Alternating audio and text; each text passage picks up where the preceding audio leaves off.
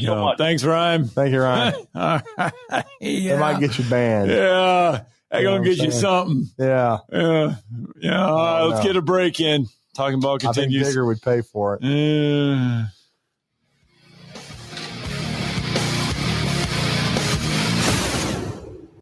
You're listening to Talkin' Ball on 97.7 ESPN, The Zone.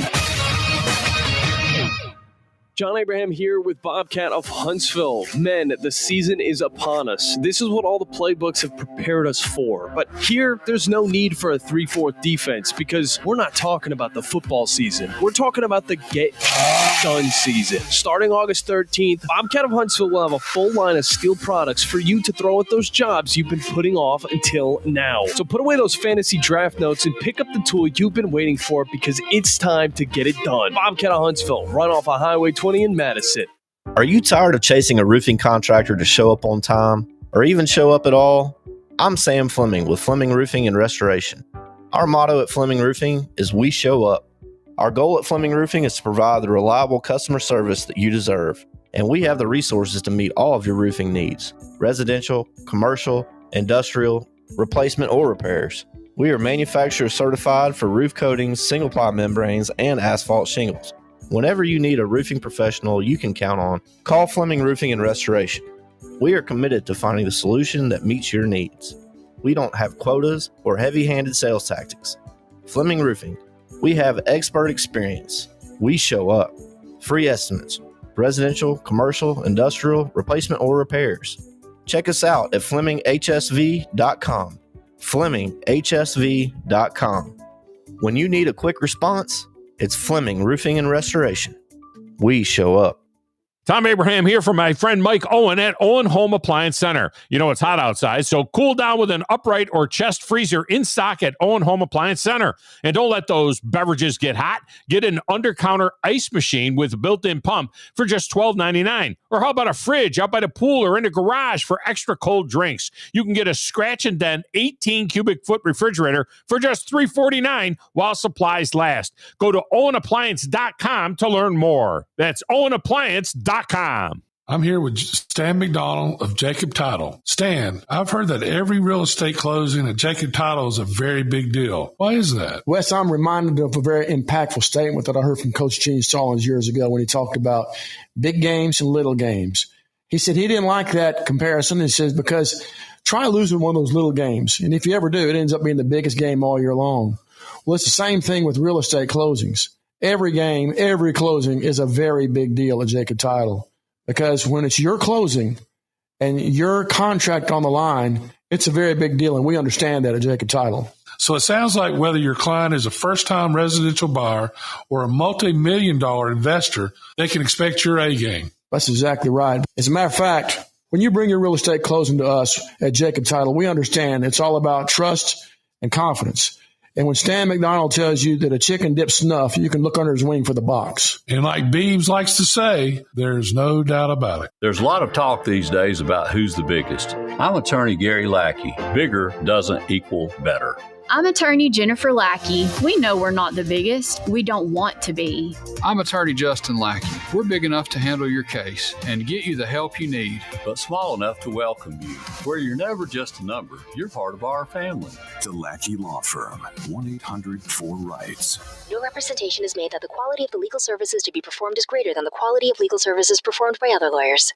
You'll love the expanded wine selection at Liquor Express. From special occasion to everyday table wines, they've got what you need. Meet your friends at the largest tap wall in Alabama with 105 rotating selections. Then take home a growler full of your favorite or choose from our 1,000 canned or bottled beers. Need help stocking your bar or planning your party? Liquor Express has a knowledgeable, professional, in-house staff that can assist you with anything from your bar to the planning of your special event. Visit liquorexpress.net for tasting specials, giveaways, and classes. WZZN, Union Grove, Huntsville, Alabama. Alabama! Your home of the Crimson Tide Sports Network.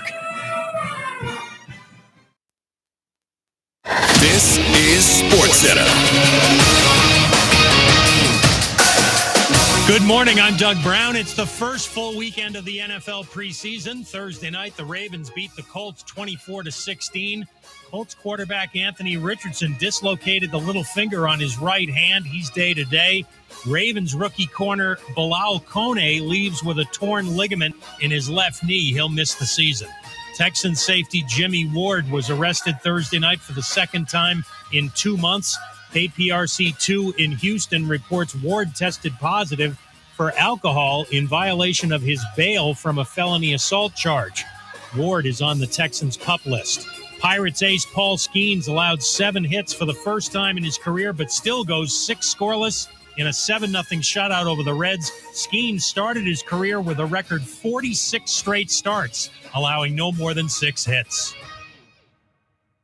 Specializing in simple and affordable rentals, McCurry Van and Car Rental can make sure you have just the right vehicle for your next family vacation, weekend getaway, or if you just need transportation while your vehicle is being repaired. McCurry carries Ford Transit vans and Mercedes Sprinter vans, trucks and work vans, and more. And they offer discounted rental rates for long-term rentals. Now with 4 locations: Athens, Muscle Shoals, Coleman, and Huntsville. Log on McCurryRentals.com to make your reservation now. That's McCurryRentals.com. Talking ball with Scott Tyson and Drew DeArmond. Weekday mornings beginning at 7 a.m. only on 97.7 ESPN and the 97.7 ESPN The Zone app. Joe Hunk, John Abraham, 256-576-4977. Welcome to the Blitz. Final show, best show of the week.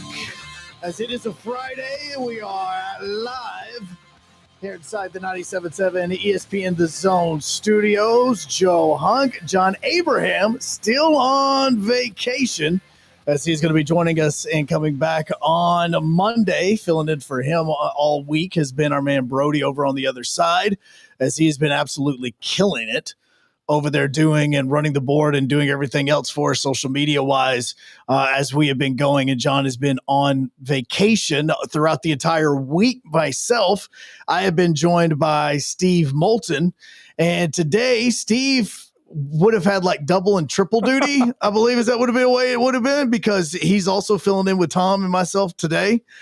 So instead of him, Drew DeArmond's going to be joining us, man. So I appreciate it. What's up, Joe? It's good to be with you. I know I usually join you guys on Fridays anyway, so going to be here for the duration today, and we're going to talk some ball and on the Blitz. Yes. As, we are going to, we'll have a lot of conversation to get into. We had a lot of the preseason NFL last night. Looks like my guy Robbie Oots, the hybrid H-back fullback from Alabama, had a good debut for the Seahawks. I think he's going to make their football team, which would be quite an accomplishment. I mean, I have to admit, going into last season, when it started, I wouldn't have had Robbie Oots on my draft board as far as to be selected and then to have a good shot at making it. So kudos to him doing the dirty work. Great blocker. When he had an opportunity to make some plays in the passing game a year ago, he did it. And Jalen Milroe, his former teammate, got in last night, had some extensive action too. So they played the Las Vegas Raiders, and ironically, that's the Pete Carroll Bowl, because Pete spent so many years with the Seahawks, won a Super Bowl, should have won 2, but they went brain dead. And then their loss in the Super Bowl to repeat was about as bad as the Atlanta Falcons, even though I'll probably, for me, the Falcons loss is a lot harder to get over because Julio Jones should have had a Super Bowl ring. But absolutely, I mean, and I really like since he was close to home and the Falcons are kind of in your backyard. I became a Falcons fan for a while. Right now, I can't say as I'm still on the bandwagon. Now that Calvin and Julio have moved on. But again, it was good to have some football on last night and good to see Oots. And it looked like Milroe had a decent night. He did. And we'll talk a little bit more about that, because went back, watched some of the stuff he had. Honestly, I would say I would give it probably a C. I wouldn't give it a full like B or an A on it yet, because there were still some small things. And I'm talking very like minute decision-making things, which is one thing that we talked about with Jalen Milroe when he was with Alabama, is making the right decision. Yeah. There was a couple of plays, one of which was his fault. Some of them were not. The sack at the end of the game when he was trying to win the game, because this one ended in a 23 tie, by the way. Yeah, it was tie. Yeah, that looked like the old Milroe. Yeah, holding on to the ball too long. He held on to the ball too long because he was waiting for his receivers to try to get downfield. But also, you can also look at what his right guard did, because his right guard made the initial block, knocked his defender down, transitioned over to the right defensive end, and then left his initial defender wide open to go in for the sack. So that's one of those, hey, when we go back to film, exactly. And so it was, partially his fault, partially not. So, but in the end, he does look, at least like at the moment, a backup NFL quarterback. Yeah. Like he's got some room to learn. I could still see him being a practice squad guy to begin with, because he does have to make some better decisions, and that's what they want from your backup. But he's at least showing some growth. I saw growth from his last game in Alabama to his first game in Seattle. Well, Sam Darnold, they got all the money in him, so he'll get at least a couple of years. Unless the only way he'll only get one is if this just goes disastrously bad. But he's coming off of a career year with Minnesota, and now we'll see if J.J. McCarthy can actually play. I'm interested because it's always, to me, red flag, red flag, red flag. I'll debut that on this show.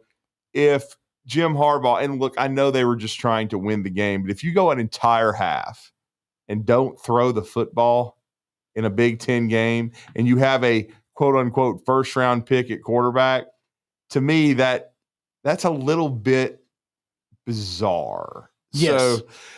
So let's just say that I'm not sold yet on J.J. McCarthy being the dude.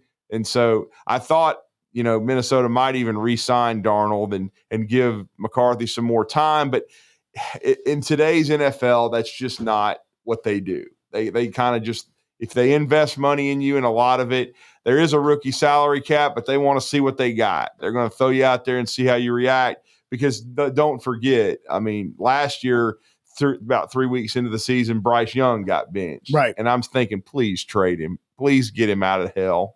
But he came back. He learned from it, and he did. Yeah. He played well. I thought at least the Panthers were smart enough to give him another opportunity, and now they have to. Don't Andrew Luck this, and what I mean by that is Andrew Luck was a great football player, but the Colts built it the wrong way. They didn't build around the quarterback well enough. Get him, the offensive line didn't invest in that. Now I will say they tried to invest in a running back, my boy Trent Richardson, but that didn't work. They traded a first-round pick for that. But you know why?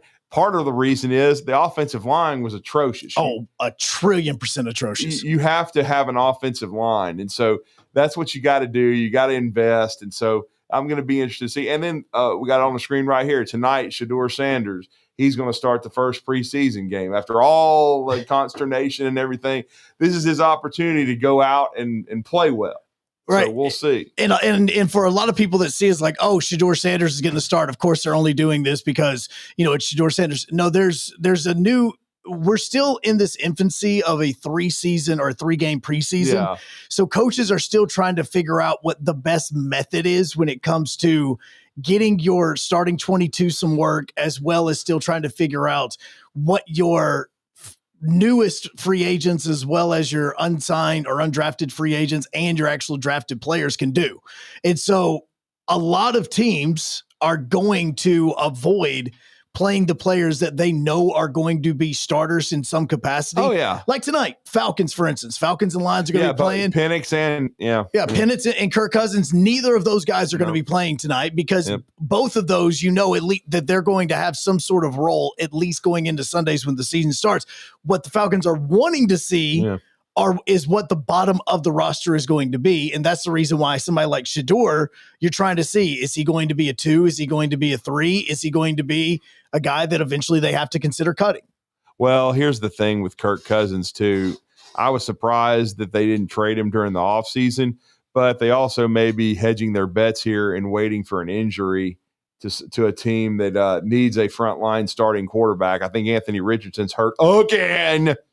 What? He's not going to probably play a full season again for the Colts. So, and So could they maybe be interested at some point in Kirk Cousins? Because, I mean, while he has not won a Super Bowl, he is a proven guy. And before he got hurt last year, got off to a really good start with the Falcons. And then Penix got his opportunity. And, of course, they have the money invested in Penix. They've got money invested in Cousins. But it's just one of those things where – and for the Falcons, too, what if Penix does struggle? So you'll have Kirk Cousins to go back to, at least for part of this season. We're seeing it on the screen right here, though. That's probably the Browns have the most crowded quarterback room in the most interesting situation because Joe Flacco is a Super Bowl champion. I think he's in his 40s now. He's played forever. He's like the modern day Ryan Fitzpatrick. Well, or something. Yeah, you know what I'm saying? Like he just goes and he's reliable, but you always want Steve DeBerg, whatever you want to call it. He's DeBerg just that didn't win a quarterback. Super Bowl, but his quarterback, his jersey room is going to have a lot of his own jerseys. I mean, but think about it. I think 2 years ago he was the comeback player of the year and lit it up for Cleveland. Yes. And then they got Kenny Pickett in a trade. And then you got Dylan Gabriel, 3rd round pick, and then Shedeur Sanders. To me, one of the two rooks you can't keep. I know that sounds bizarre. I can see it keeping 3 quarterbacks.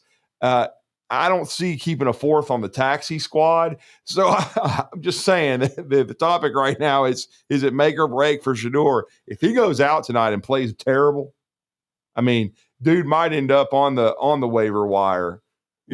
At the end of and somebody will pick him up. Oh, absolutely, they will. Somebody, if that cheap a price, but I'm just saying this is a golden opportunity for him, and it's not the same thing, but it is a little like it. I remember when the Cowboys drafted Dak Prescott in the 4th round. At the time, nobody saw him, succeeding Tony Romo, especially quickly.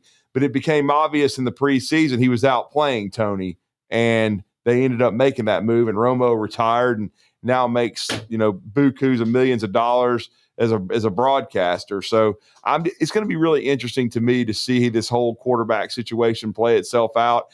I thought Shedeur was a really good player in college. I enjoyed watching him compete, but everything that was told, there was nothing made up about all this. Okay, he totally botched the entire draft process and cost himself a lot of money. And again, he's a really good player. But no disrespect, but I don't think he's Bryce Young. I don't think he's Arch Manning when he comes out. He's good, but I don't know that he's elite. I don't think he has any elite tools. And so, that's what's going to make him tonight. It's so important that he plays well. I really would have been interested because Hard Knocks came out. The first episode was earlier this week, but it's with the Buffalo Bills this year. I would have been really interested if it would have been with the Browns. And the only reason being is because a lot of times, obviously the preseason Hard Knocks is about the players that are at the bottom of the roster and trying to make it. But what we did see in the offseason with the New York Giants a couple of seasons ago when they did that offseason version of the show was they showed the interviews that the players were having with the Giants and how that they were going through. I would really love to see, because we've heard so much about the botches, how did Shedeur come off in those interviews? Like how did he look? What was he saying? Was it something along the ways of he went in and his agent, whoever his agent is, them and his publicist gave him a bad plan going into it? Because a lot of the stuff that I'm seeing now from the Browns camps, whether it's OTAs, mandatory mini camp, or even in the training camp, is how good and hard of a worker he is, how early he gets to the facilities. A lot of things we hear about Cam Ward with the Titans, but you're going, okay, well, if he's this player, then why did this happen in the beginning with the draft? Because something's just not meshing up with it. And I know a lot of this is prime time, and everybody wants to say, well, he's Deion's kid, so obviously he's going to have that chip on his shoulder. Like, what was it for that? Well, look, I just think, his father playing for his dad in some ways hurt him. Now he certainly got more opportunities. He went to Jackson State, played very well. Then he became a Power 4 quarterback. People forget, I believe he was committed to Florida Atlantic before, his dad took the Jackson State job. So he was considered coming out a good player, but he was not a 4 or 5-star prospect. He went to Alabama and through. I mean, Deion got him in front of the right people. I mean, it's Deion Sanders. It's his son. I mean, hey, he knows how to work the gambit. Yeah, so I just think overall, most of this process, it was Shedeur and Deion's fault. I think they just didn't handle it well. They thought he was a lock to go in the top 10. There was talk of him being the first overall pick. So Cam Ward or Shedeur they Sanders, just which figured one? he was going in the first round in the top half, and he was going to be somebody's future starter. And then when it didn't happen, now I'll freely admit, when he started falling, I never thought fifth round. No. I thought, okay, second, third, something of that along those lines, where you still have more money into the guy, like where they drafted Dylan Gabriel, where you can still very well be, if you're behind a veteran, the quarterback of the future. But then when he just kept dropping, I am not gonna lie. When the fifth round came around, I thought, is he going to drop all the way out of the draft? Mm-hmm. I was like, he may have to sign as an undrafted free agent. And don't get me wrong, I believe Tony Romo was an undrafted free agent out of Eastern Illinois. If he wasn't, he was like a seventh round pick. He was not picked high, okay? And he made the best of it and became a really good player. But I just felt like the whole draft process, Shedeur kind of botched it. I still think he's good. I still think he can at least even be a backup quarterback in the NFL. But he needed to humble himself. He needs to grind. He needs to work, because that's what it's about. In the NFL, I heard Roman Harper speak this week, and he was a second-round pick when he came out after 2005. The 2006 NFL draft, he was a second-round pick of the New Orleans Saints. The first-round pick was Reggie Bush, okay? And they had a really good draft, and that draft class kind of helped transform the Saints into along with signing a dude named Drew Brees, into a great organization and an eventual Super Bowl champion. Well, he tore his ACL like 5 games into his rookie year. And then he told us, he goes, they drafted my replacement the next year and brought him in. And if I had not been sharp, if I had not been, had attention to detail coming back from the ACL, if he beat me out, I'm not going to have a long career with the New Orleans Saints. He goes, that's the way I learned the NFL is a business. In college, you can tear your ACL, you come back, you're on scholarship, especially if you were a starter when you got hurt, you got a spot. Yes. Okay. That's the way they do it. He goes, in the NFL, if you get hurt and then they draft somebody and the guy's playing well, sayonara. Yeah. You're likely with another team. So, and he lasted 8 years with the Saints, and then, went to Carolina for a couple, then came back for one more year with New Orleans. But it's a business. You got to be ready to roll. And like you said, I beat out the guy in training camp my second year, and he said, basically for 8 years I started. And so he was a guy that got the most out of his ability, and, had a very high football IQ along with talent. So tonight is very important for Shedeur Sanders. He needs to light it up.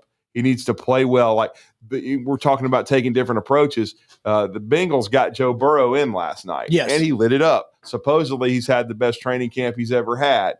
But as you said, different organizations are going to take different approaches. And I don't know if there's a right or wrong to it. Now, when we were asking you about the Shedeur Sanders thing, I looked to my right, and Brody's like jumping up out of his chair because he got excited, because he's like, wait, I may know the answer to this about Shedeur. So what were you thinking? So Shedeur and Shiloh did not hire an agent. They received direct advice and representation through the draft process from their father. So they had no agent. Yep, never mind then. Sorry. Mistake. Sorry about me wanting to blame somebody else on it. So he the- still may have got bad advice. It just may have been from dad. Look, Deion was probably the best cover corner to ever play the game. I was a huge Deion fan when he played. I love the swagger. My dad and I used to clash over it all the time. I had the shirts, I had his Dallas Cowboys jersey. Had the kicks. I didn't ever get the shoes. I could never get into the shoes, but still. Yeah. Because I was more into the Jordans and stuff of that nature. But I'm just saying, Deion was the dude. But I just think the whole thing. And in Shiloh, it's interesting. Now, it may all be spin, but from what I'm hearing, with the Bucks, he's had a good camp. Now, I believe he went undrafted, but he has had a good camp with the Bucks. But it's so interesting because he actually was a better prospect coming out of high school than Shedeur. He was a Power 4 guy. He went to South Carolina, but he was getting so many tweezers, taking this, the damn, he was taking the splinters out of his a-hole because he wasn't playing. Right. And so until his dad threw him a lifeline and took him to Jackson State and then Colorado. And quite frankly, I watched him. I thought he was undisciplined.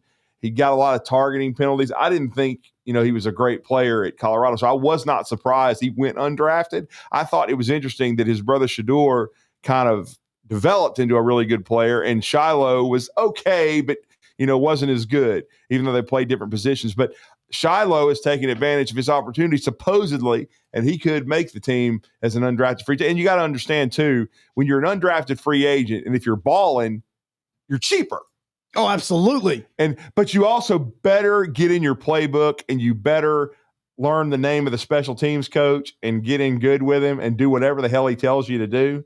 Because that's a way to make a team if you're a Shiloh fan. Well, and unlike college where you're talking about the scholarships, teams have 85 scholarships. You still have your scholarship or 100 scholarships now. Yeah. Like they still have the scholarships. In the pros, there's a salary cap. And that's where you've got to start cutting things when it comes to the salary cap. I mean, you spent several years in Nashville and around the Titans. I had a friend call me yesterday who had spent some time in the Saints training camp with his youth group. He said, man, there's close to 100 players out there, but that half of them's not going to be kept. Absolutely. I mean, they're going to just start cutting, and they have a pretty good idea already, like who they're keeping there. But you're right. There's always 2-3 guys that maybe come out of nowhere that start impressing people. One of the Hard Knock stories I remember hearing about, and I think he got cut, yet he ended up being picked up by the Patriots. He ended up having a long career, was Danny Amendola. And he played probably close to 10 years. But wasn't he the replacement for Wes Welker? Well, with the Patriots? But he got, I think where they started his story was in Dallas. Yes, and then he went to the Rams. Yeah. And then what happened is then he went over to New England. Yeah. I remember that. Okay, yes. Yeah. And then he stuck. Yeah. But, and a lot of people were comparing him to Wayne Corbett, because Wayne, I used to laugh because Wayne was a 7th round pick. And in some ways, at times, was more productive than Keyshawn Johnson, who was the first pick. Now, Keyshawn would cuss me out if he heard me say that, but it's the truth. Wayne Corbett was a good football player and was a fan favorite. And they did not have a lot of money into Corbett, but boy, he overachieved, played a long time. And so, again, that's kind of what Shiloh's trying to do. You're trying to win a roster spot any way possible, even if you can just get on the taxi squad. Absolutely. Now you were around it. What is it? 5-6 people? Well, no. So you have there's a few different ones here. Like you've got the initial 53 that are going. Yes, on the and active then roster. Comes into something like Shedeur could be going into is if he's the 3rd string quarterback, he could also be traveling because if they get into a situation where quarterback 1 gets injured, he's done for the game, it's Shedeur's job to get ready just in case the number 2 quarterback goes down. Then he gets dressed and he goes and plays. So there's that emergency quarterback in the NFL. Then you also have your practice squad, which is about 11 to a 13 time players. There's double figures on it. There's rules about it. Players that have been in the league for so long, there's rules now because of COVID and everything where you can have a couple of more veterans on there if you want. Or, if you kind of age out, kind of like what we talk about with college. If you age out, then you just have to get cut. Like there is no, he's going on the practice squad. That's mainly for a lot of younger players. But these guys are all having to go. And somebody like Shedeur, it could be if he's the number 3 quarterback, he can be traveling with the team because he's that emergency guy. He'll be like on the sidelines and everything just in case, old man Flacco goes down and then Tiny Hands Pickett goes down. And then my first thought was that Flacco, when they drafted both Gabriel and Shedeur, that he might retire. Because, he's played a long time and kept himself in good shape. But I thought, well, maybe he's just going to move on now. But he did not, and they traded for Pickett. So they gave up something for him.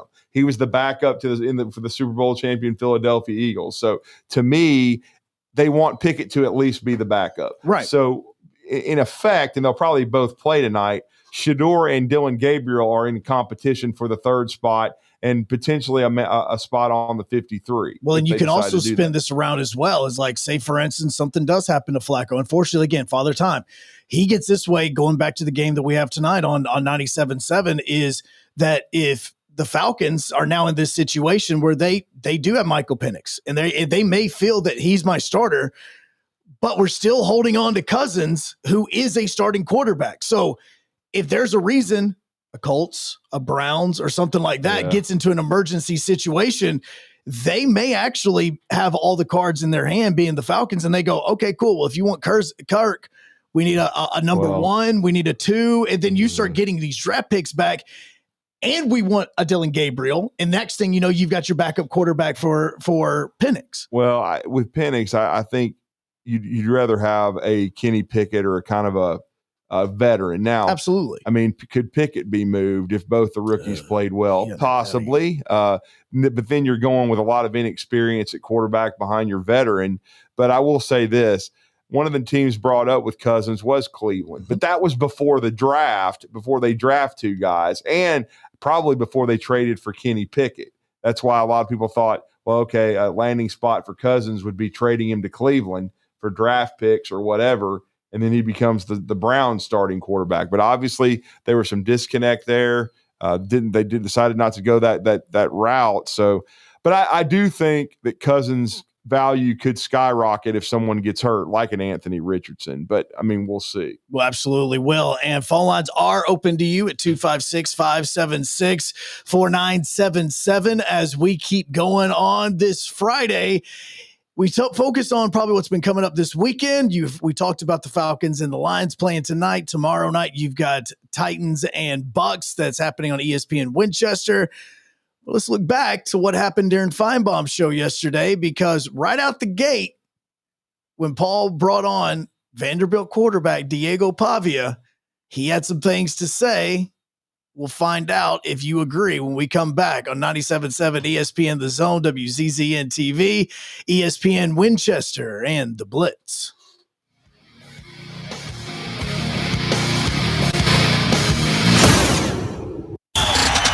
Joe Hunk, John Abraham. You can watch the Blitz live now on X at 97.7 ESPN.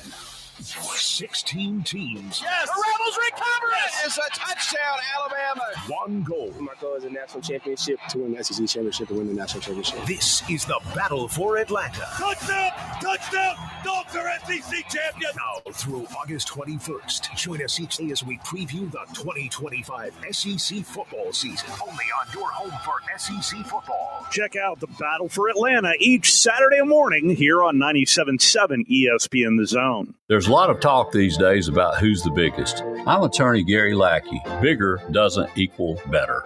I'm attorney Jennifer Lackey. We know we're not the biggest. We don't want to be. I'm attorney Justin Lackey. We're big enough to handle your case and get you the help you need, but small enough to welcome you, where you're never just a number. You're part of our family. The Lackey Law Firm, 1-800-4-RIGHTS. No representation is made that the quality of the legal services to be performed is greater than the quality of legal services performed by other lawyers. From heirloom diamonds to contemporary jewels, Loring & Company is the place to find something truly special. Whether shopping for a diamond ring for that once-in-a-lifetime occasion or marking a milestone birthday or personal achievement with a Rolex watch, you'll find just the thing in our edit of the world's most sought-after brands, including David Yurman, Roberto Coin, Marco Bicego, and Fopay. Expect a treasure trove of the world's most unique, even breathtaking earrings, rings, necklaces, and bracelets, making choosing just one piece a challenge in itself. Loring & Company Jewelers on Airport Road. What does it mean to be a part of the Southeastern Conference? That you scheduled your wedding and even your child's birth around your school's game? Of course. But it means more than that. It means you're home to hundreds of Fulbright, Truman, Goldwater, and Rhodes Scholars. It means starting out as the birthplace of American public higher education, and now leading the way in unmanned spacecraft. This is the SEC. And here, it just means more.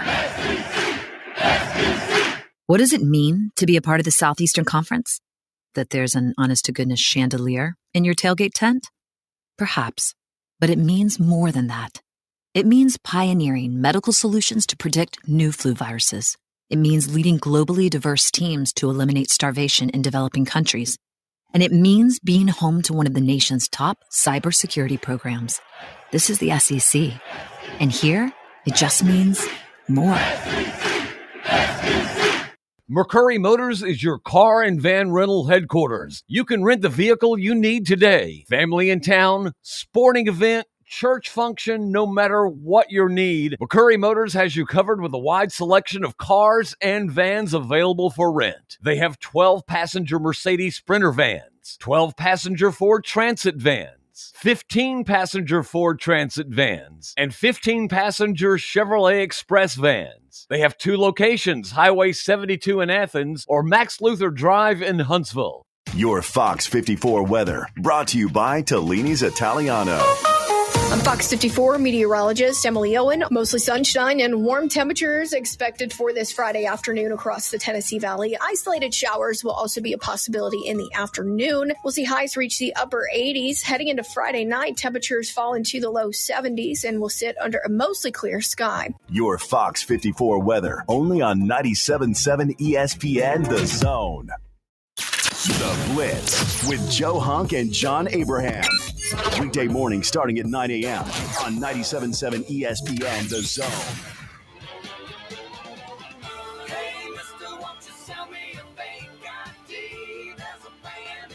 Coming up tonight over on our sister station, Talk Radio WZZN TV, you're going to be able to listen to the Trash Pandas continue their series with the wonderfully named Columbus Clingstones.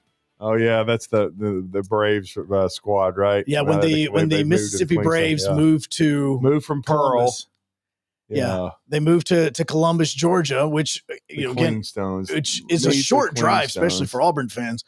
That they can go over and watch this. That they can go watch the Clingstones. That's take on the Trash hometown of Josh Pate. Yes, absolutely. No, on 3 Sports now. My wife used to live went to college in Columbus, Georgia for a short period of time. And so when we drove over there, when we lived in Montgomery, she would show me all the places that she used to go to while she was there in college. I was like, oh my heavens, I didn't know Columbus, Georgia had all of this. Yeah. No idea whatsoever. Now, we talked a little bit about college. Not much, just because we started focusing on the NFL. Right. But yesterday, you got into, after Tom's show, obviously we air the Paul Feinbaum show, and then you get the drive, which, Drew, you've been helping out with this week as well. Yep, we were on for an hour yesterday. Right before the Braves played a game and won. They did that. They came back. Drake Baldwin, 2 bombs. Okay. So I've been saying death taxes and a Braves loss, but this was a great comeback. You know, they had dug a hole, but Drake went 3 for 5 with 2 homers, and they got a dub. Yeah, and is actually kind of crazy because now Drake Baldwin is being talked about as a possible Rookie of the Year candidate. Yeah, I think he should be right in the middle of that, even though the Braves stink. No, hey, if something good could happen this year, then it would be Drake Baldwin. Yeah. But before that, Paul Feinbaum had on Vanderbilt quarterback Diego Pavia, and he was talking about right out the gate. Paul asked him, "Sir, you were serious about some of the things that you said, but before that, Paul goes, I just want to see, like, how's this season going for you? Right. Like, how is the offseason going? How's it? We found out about the injury you played with last year. How is camp going?" And as Diego is answering the question, he then throws in this little bitty nugget, and it threw everybody off. Yeah, I mean, recovering from that and then being able just to participate in everything for my teammates, they kind of see this year's just different. And I think we got the tools to offense and defensively to go really put our foot forward and go win the national championship.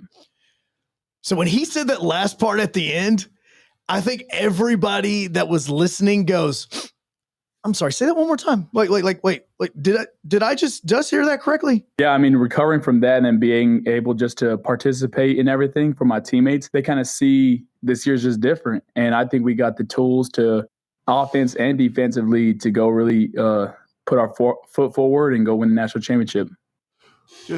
I mean, to me, you have to know where your feet are. And I would just say stack seasons, have another, a lot of people probably doubt because we won a bowl game last year and we had a winning season. We beat Alabama. We beat Auburn. They're probably doubting us, thinking we're going to, we're not going to be an upper echelon team in the SEC, but we consider ourselves contenders and we think we're going to stack, another strong season. Instead of saying something crazy like Vanderbilt being national champions. And trust me, I understand they almost beat Texas too.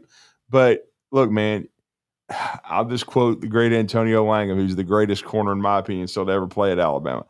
Right now, your mouth is writing checks that your butt may not be able to cash. And look, Diego's always been doubted, so he plays with an edge like this. But there's, I don't think you should just push everything into the middle of the table like that and say we're a national championship contender at Vandy. Hellfire, they may not win the first game. Or is it or is Virginia Tech week 2? I know they got to go to Blacksburg. I thought that was once again the first game, but it is the first game, yes, and and that's not going to be easy because they certainly were Virginia embarrassed. Tech is the second game. Yeah, first game is Charleston Southern. That's what I thought. Yeah. I thought they were playing a tomato can the first game, and so they're going to beat Charleston Southern, I would say. But even though last year when I was like, wow, this team is so much improved, I'm listening to the end of the Georgia State game on the road, and they blow that one and lose to Georgia State.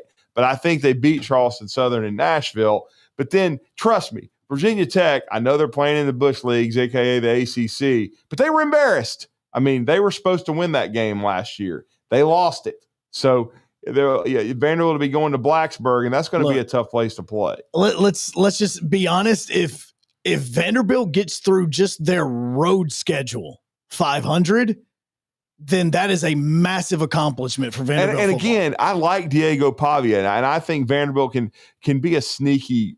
Even though I picked them like 13th and because of what you're talking about, I think the schedule is very difficult, especially on the road. But I still say they could be a very competitive team, even reach a bowl game. But national champions, that's the bizarro world, unless you're playing like college football 26 and you rig everything, dog. That's about the only thing I could see. I'll tell you, on CFP 26, they're about an 84, 85 offense, which is actually nowhere close to the worst in the A4. It shouldn't be.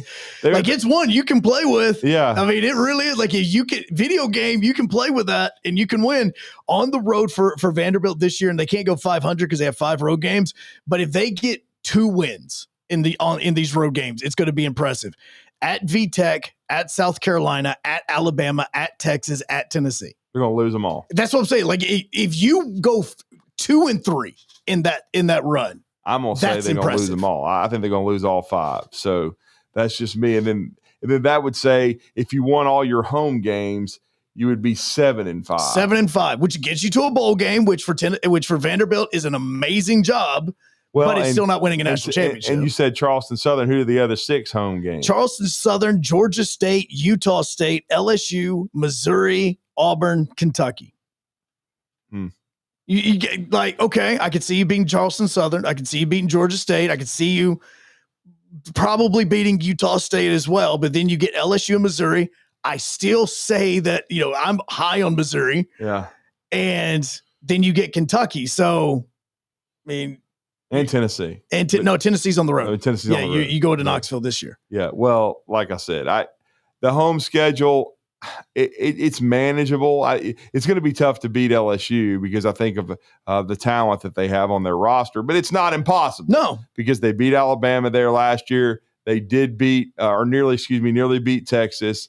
So to me, if Vanderbilt's going to have a winning season, they've got to steal one of the 5 road games. And then I think because could they go 7-0 at home? Maybe, but I would be more apt to say lose to LSU, end up 6-1, because I do think they could beat Auburn again. Oh, absolutely. Because for whatever reason, if Auburn if Auburn starts poorly, like if they lose to Baylor, I'm just telling you that whole season could start spiraling quick, and then definitely Vandy could beat Auburn. But I think Auburn should win the game.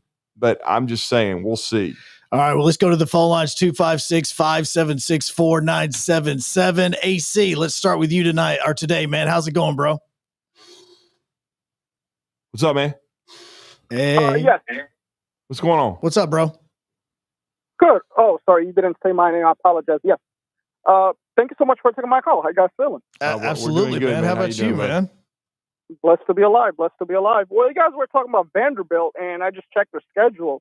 They could win possibly 7 games. I mean, they got some tough games like Crimson Crybabies and those Tennessee, the losers.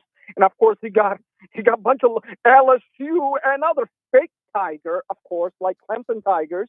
I could see them winning 7 games. They could get to 8 if they could beat Bama, LSU, one of them at least, and Tennessee. They could win 8 games. I see them beating Kentucky, the loser Wildcats. I see that. Diego, let me tell you something. I'm going to hang up. If Diego Boy, if he lights up the Crimson Tide, Alabama Crimson Tide, they should boycott the entire program. That's just crazy. But let's face it, Crimson Tide lost to Michigan back-to-back. Isn't it obvious? Thank you so much for taking my call. Thanks, AC. I love it. It is August 8th, and here comes the trash talk, man. It is August 8th. Yeah. That's AC from that he likes to call Ryan Fowler show in Tuscaloosa. I've dealt with him before. Yeah. He likes hockey better than he does football. So he would enjoy it up here. I told him to maybe come check the Havoc out. Absolutely. And be a part of their sellout streak. He seems to enjoy hockey. Yeah. I think he knows a lot more about hockey than he does football, though.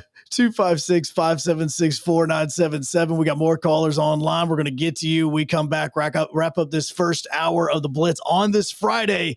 ESPN Winchester, you can hop in as well on 97.7 ESPN The Zone, as well as WZZN TV.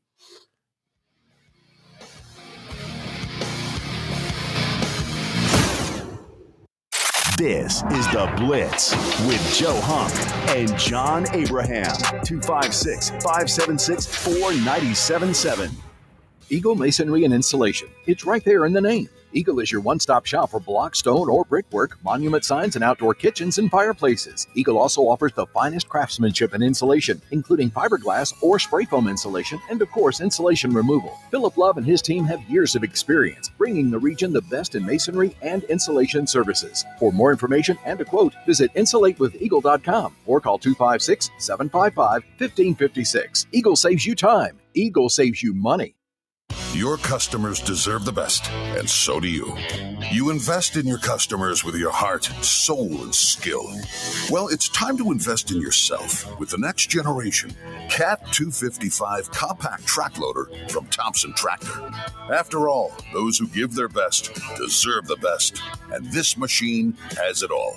With features that include a more powerful engine, tri-axle truck loading capabilities, a spacious cab, and a smooth ride for all-day comfort. Best of all, now Thompson Tractor is making that investment even better with our Workhorse Special. Get 0% financing for 36 months on the purchase of a new Cat 255 compact track loader that comes with a 3-year warranty. You also get a 74-inch bucket and 1,000-hour filter kit. Due to popular demand, this offer is extended through September 30th. Visit ThompsonTractor.com for details. Thompson Tractor, we're here for you. When you call most roofing companies, all you'll hear is, you need a new roof. Not when you call Fleming. At Fleming Roofing and Restoration, we're focused on your needs, whether it's an easy repair or a full roof replacement. Folks around here have trusted Fleming since 1965 for all their residential and commercial roofing needs. And as the area's storm damage experts, Fleming knows all the ins and outs of the insurance claims process. Log on FlemingHSV.com to schedule your free estimate today. Fleming Roofing and Restoration. We show up. Tom Abraham here from my friends at Your Home Window. Now is the time to take advantage of their huge end of summer sale and get ready for the fall. Right now, all windows are 35% off. All exterior doors are 40% off. Now you get the whole door, just the price is 40% off. And get this, 0% interest for 18 months, as in no interest, nada, none. As always, the estimates are free, as is the lifetime warranty. To make an appointment, go to yourhomewindow.com. That's yourhomewindow.com. There's power in caring when it is put into action. Each year, our bankers serve on nonprofit boards, support our local educators, and volunteer with our hometown food bank. I'm Bobby Humphrey, Vice President of Business Development for Bryan Bank, and community service is just not a line item in our mission statement. It's who we are. Because after all, Alabama is our home too. That kind of commitment to community might not be what you would expect from a bank, but it's exactly what you can expect from us. Give us a call or stop by one of our 2 offices in the Huntsville area and experience unbeatable service and legendary results. Bryan Bank Equal Housing Lender, NMLS ID 2428943. Member FDIC. The state's largest orthopedic group is growing to meet the needs of the patients in our community.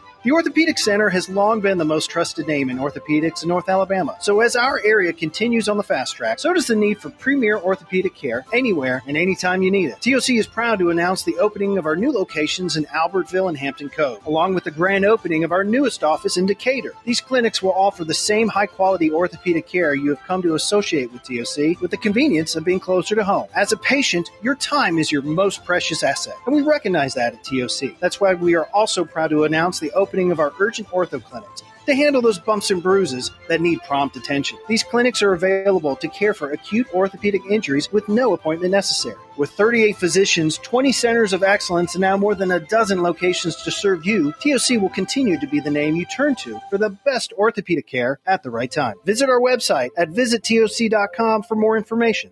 TOC, helping you live a better life. If hunting and outdoor recreation are your passions, it all starts with the right property. That's where I come in. I am Bo Butler with Southland Realty and Auction, a hunting and recreational land specialist and a Jackson County native who sees land through a hunter's eyes. Just as you trust your guide on a big game hunt, you can trust me to find the perfect property for you. Thinking of selling? Let me help you make your land attract buyers. Remember, Bo knows land. Call me at 256-609-0512. Your Fox 54 weather brought to you by Tellini's Italiano. I'm Fox 54 meteorologist Emily Owen. A quiet night expected across the area for this Friday. We'll see low temperatures fall into the low 70s for the overnight. Heading into the weekend, temperatures remain warm in the upper 80s. We'll see mostly sunshine both days, with both days also coming with a chance for isolated showers in the afternoon. Your Fox 54 weather only on 97.7 ESPN The Zone. The Atlanta Braves. Swung on and crushed deep left field. Kepler going back. Here comes some late night dynamite here at Truist Park. A walk-off home run by Marcell Ozuna. All season long on 97.7 ESPN The Zone. For this life I cannot change. It is. Wrapping up the first hour of the Blitz on this Friday. ESPN Winchester, 97.7 ESPN The Zone, as well as WZZN TV, always brought to you by Fleming Roofing and Restoration, the guys that you need to talk to about all of your roofing needs. And if you do have a roofing problem, just go look them up online. You can get a free quote today, because always remember that Fleming shows up. Let's go back to the phone lines, as I'm going to give Brandon a few seconds because I have a feeling I know what he wants to talk about. But Chad, welcome into the Blitz, man. How's it going? What up, Chad? What's going on, Drew? Hey, man. How you doing? I'm doing good. How about y'all? I'm doing good, brother. What's on your mind? Well, I was looking at some of these schedule predictions for Alabama lately, and it seems like Damian Harris believes that we're going to go 9-3. A lot of other people are picking 10-2 or 11-1. With seems like all of them think we're going to lose to South Carolina. Well, we'll see. I'm not one of those. I do think Lenoris is a great player. I'm going to have to see their defense to see if they. I know they've got Stewart, who's maybe one of the best pass rushers in the SEC, should be.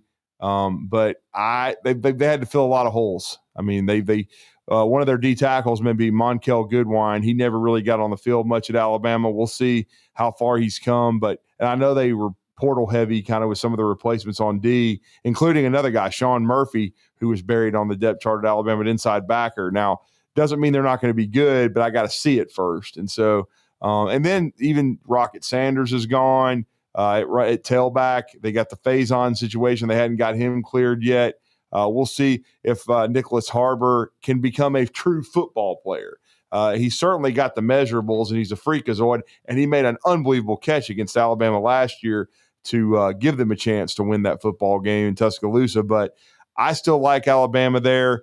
I'm more along the 11-1, 10-2. I think the floor would be 9-3, but the schedule is tricky, but I think it's manageable for Alabama, and I like their personnel. Right now, they're healthy. Now, that's another thing we'll have to wait and see. Alabama's got to stay healthy, but they're very healthy. I think they're very focused, and I think they got a good football team. I definitely think they're a double-digit win team, though. So I slightly disagree with Damian Harris there. I think they're to me, their floor is 10-2. I think they're that good. I think they can get to Atlanta, and I've got them getting to Atlanta and playing Texas. I picked Texas to win the SEC, but I've got Alabama, Texas, Georgia, and LSU as playoff teams. Who was the third loss that Harris was saying? Well, he had Georgia, South Carolina, and LSU. Yeah, okay. I figured one was Georgia on the road, and that I can see that Georgia has been very, very good on the road. in Athens, no question about it. And LSU, they're coming to Tuscaloosa to get their ass beat.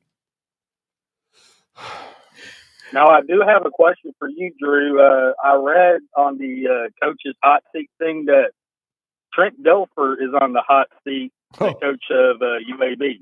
Well, if it wasn't a money situation or, NIL, whatever you want to call it.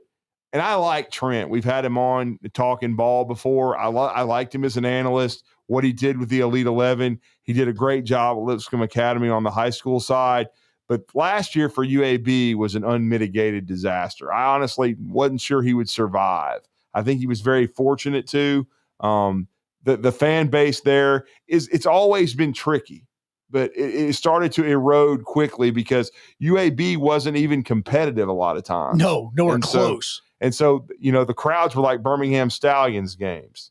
Okay. I mean, you're not drawing and you have a great facility now. They've invested in the facilities.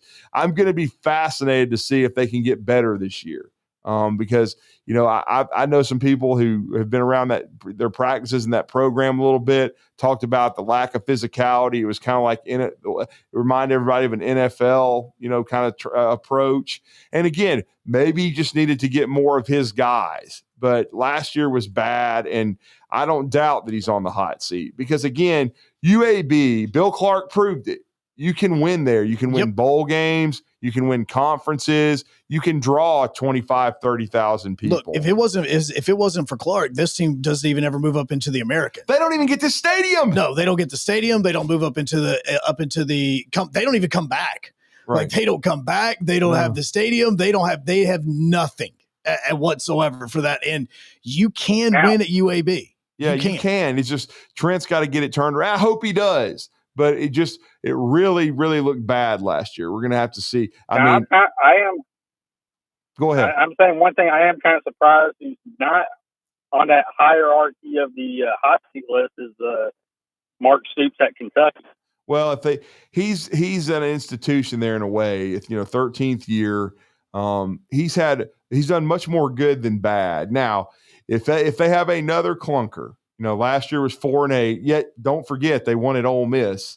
But if they have another clunker, he could very well be, on the hot seat. And don't forget that it's only because some big money people raised hell, he would be at Texas A&M right now. Absolutely. Because he was going to go. And he would have got the financial backing at A&M that he's not going to get at Kentucky because if you look at the NIL fund, and Moulton and I talked about this yesterday, their NIL funds differently because they do put so much of that also into basketball, unlike the other schools who are focusing more on NIL money when it comes to the collective towards football. So he's having to also deal with same thing every coach at Kentucky has ever had to deal with. All I'll say, Chad, is I would just say that Stoops' seat is getting warmer. Now, I don't think it's scorching or anything. It's not Sam Pittman's. Sam Pittman, we talked to Trey Biddy on the show yesterday. Pittman, everybody loves Coach Pittman, but everybody understands they weren't sure he'd survive last year. And Hunter Yurachek gave him another season. If he wins 7, he could probably stay. But if you look at Arkansas' schedule, like Trey Biddy pointed out, they're getting no favors from the SEC office with the way their schedule's set up. But he also kind of blamed the previous administration, Jeff Long and those guys, not Hunter Yurachek, but some of the contracts they signed with the Notre Dames of the world and the Michigans. He doesn't understand why they've kind of, he's like he said, if you're going to have that kind of out of conference schedule, you need to build up to it, which kind of is what Alabama did under Nick Saban. Then they started signing to play all these powerhouses. Arkansas has not been a powerhouse. And so, but again, we'll see what happens. And then speaking of NIL, Joe, Arkansas has not been great. No. And Sam Pittman in Atlanta, he openly talked about financial issues. Absolutely. And they lost 6 or 7 starters. Yeah. Well, I do want to ask this before I go. Does Hugh Freeze get fired when Alabama beats Auburn for the 6th year in a row? Well, it would be 3 for Hugh, but I mean, if that includes a loss to Georgia and they're 6-6 or worse, I wouldn't want to be Hugh. I hope he doesn't get there. That's I'll just say that Hugh needs to win. That game against Baylor is very important. Splitting the Texas A&M Oklahoma road games is very, very important because if he does, I have seen for Well, I have seen Auburn prediction videos where they predict that Auburn will beat Georgia 2 weeks after apparently Georgia beats Alabama. And I think that a lot of this, again, is like with myself. My hatred is all about Hugh Freeze. My hatred is not about the players on the field, because the players on the field are extremely talented. Jeremiah Cobb was just cleared, so he's been released to be able to practice now. Those are the things. Offensively, as far as wide receivers are concerned, they have an extremely talented wide receiver room. They have a really solid defensive line. You have the secondary is getting better. I'm still not going to call it a great, but it's getting better. I think that what you're seeing, though, is all of this is connected to the way Hugh Freeze is going to coach this team and their effort, because Cam Coleman at periods last year totally checked out because he wasn't getting the football.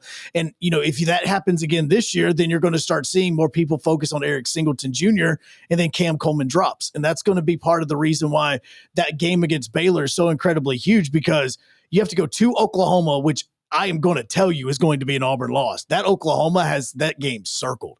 As far as that is a massive game for them to show out against their old quarterback.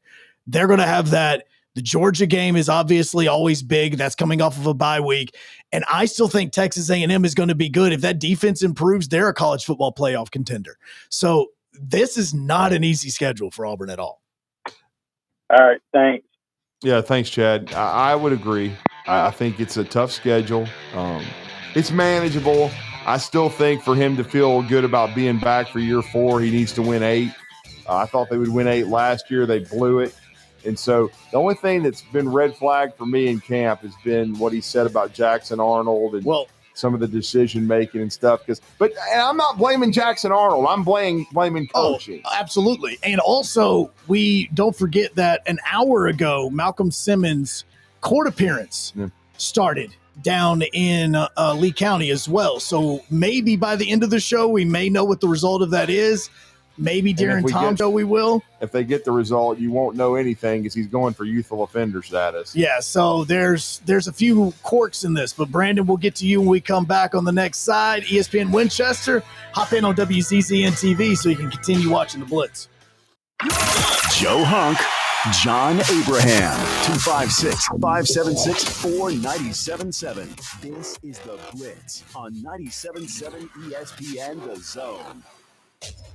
Our Falcons play here. We got to get through training camp. We got to get to a certain point to see the work that we got to determine what we need from the games. It's a new team and a new season. Catch head coach Raheem Morris and our Falcons with preseason game 1, Falcons-Lions, Friday at 7. Catch each and every Falcons game here.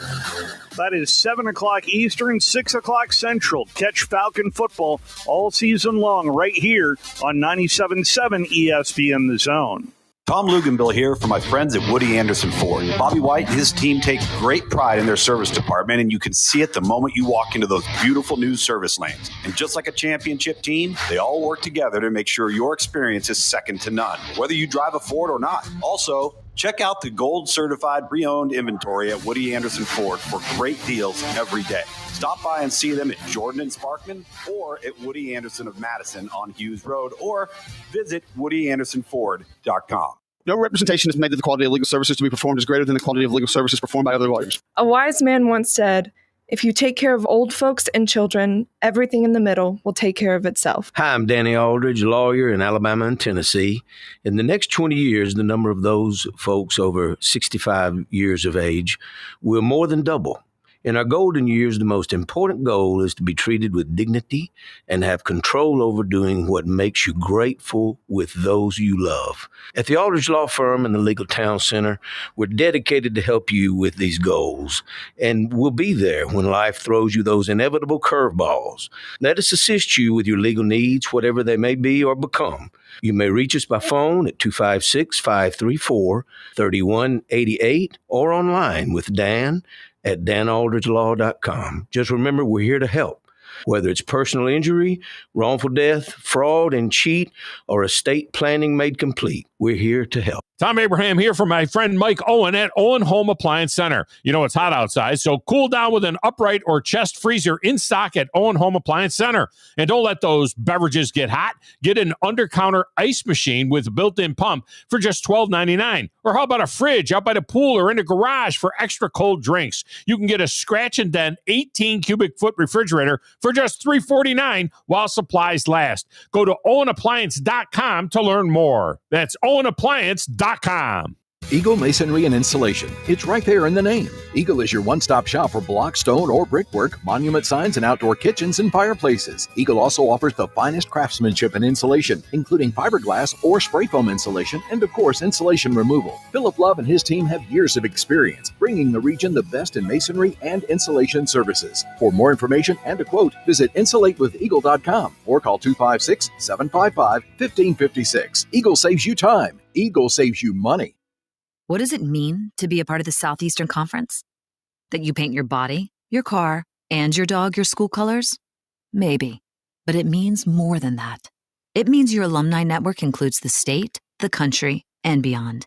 It means your school ring doubles as your resume. And yeah, you better believe it means more titles, like doctor, CEO, and your honor. Because this is the SEC. And here, it just means more. Your Fox 54 weather brought to you by Tellini's Italiano. I'm Fox 54 meteorologist Emily Owen. Mostly sunshine and warm temperatures expected for this Friday afternoon across the Tennessee Valley. Isolated showers will also be a possibility in the afternoon. We'll see highs reach the upper 80s. Heading into Friday night, temperatures fall into the low 70s and will sit under a mostly clear sky. Your Fox 54 weather only on 97.7 ESPN The Zone. Log on today, 977ESPN.com.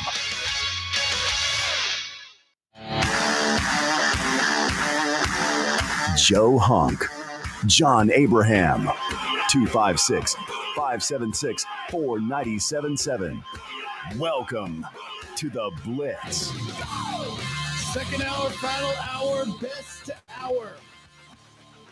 On 97.7 ESPN The Zone, WZZN TV, as you hop in and listen to the Blitz or potentially watch it, whichever way you're going about it on your Friday. Always brought to you by Fleming Roofing and Restoration, the guys that you need to contact just in case you're having some roofing needs, having some issues, possibly leakage. You may have a bucket down that you're collecting water, whatever you need to probably fix, you can possibly give them a call. All you got to do is go online and fill up or there by getting your free quotes, and then you can get to them because they're always going to show up. Coming up tonight, matter of fact, pregame is going to begin before 6 o'clock tonight, where the Atlanta Falcons and the Detroit Lions are going to have their first preseason games. No Michael Penix Jr., no Kirk Cousins, but James Pierce Jr., one of the draft picks for the Atlanta Falcons, is going to get on the field. Kickoff for that's going to be at 6. Pregame is going to begin at 5. And we will continue on our phone lines as Drew DeArmond hops in with us today on the Blitz, as Steve Moulton's going to be hosting the Tom Abraham Show with myself coming up at noon. 256-576-4977. Brandon, how's it going, bro? What's up, bro? Well, I'm figuring Malcolm Simmons is going to be there for a while. I don't know if he's got to write apology letters to every member of the WNBA or just a few. I knew it. This is the reason why I held it. This is the reason I knew where you were going to go. I knew it. Oh, wait, that's somebody else. They've already made that arrest. Sorry. The D-Cell Bandit is in custody, at least one of the 4. The kids last night taking selfies as the police were searching all their bags. Oh, boy. Yeah. Yeah, that did what they did. Absolutely. Well, look, man, when you start talking to Clay Travis and leaking stuff, and Clay starts hinting that, well, they're fixing to, it's fixing to happen again tonight. You're giving it all away, and it's going to lead to an arrest because there's going to be heightened security. They're looking for it now. I mean, come on. Now, I don't know what's going to happen to this kid. I mean, the kid I saw was 18. They arrested him, whatever. Probably going to be a minor slap on the wrist, but I mean, hey, it is what it is. But when you start publicizing this whole thing and getting all this media attention, look, they're going to you're going to be a martyr for somebody, Well, I sent a message yesterday. I said, I'm just going to go ahead and self-report that I've been banging on the WNBA pretty bad for the last couple of days. So went ahead and got that out there. We got your picture of Gumby's cousin. Yeah, did you see the one of El Presidente? Yeah, saw that one too. That's great. That's the greatest part about this is Clay Travis fanning the flames of it made it so much worse. Like that video he put out literally almost caused everybody coming to a WNBA game to get a cavity search. Well, good luck to him. Good luck to him. All I'm going to say is that I didn't watch it and won't. So, I have no interest, no disrespect. I mean, those ladies are great athletes and everything, but and honestly, it's getting them publicity, not the kind they want. Obviously, it's getting people to. I wonder if their ratings have went up. WNBA. Like I genuinely do wonder if ratings have been up because we talked about it yesterday. It was yesterday where I found the attendance numbers for the WNBA. I mean, they're in Golden State. They're averaging over 18,000 people a game. So, I mean, they're getting attendance. It's not the product on as far as ratings are concerned, but people coming in the door. It's very similar to like an NHL at times where they may not have the ratings, but the attendance numbers are tremendous. Well, I'm sitting here and you're talking about Hugh Freeze just a minute ago. Yeah. And I'm going to tell you, if Hugh comes into Alabama and he's only got 6 wins, those fans are going to have turned on him like Ric Flair did at Sting back Halloween Havoc. I guess that was circa 95. Wow. That was a really good villain moment. That's what it's going to look like. And the fans are going to cheer against him. I mean, the dude's got to win at least 8 games or it's over.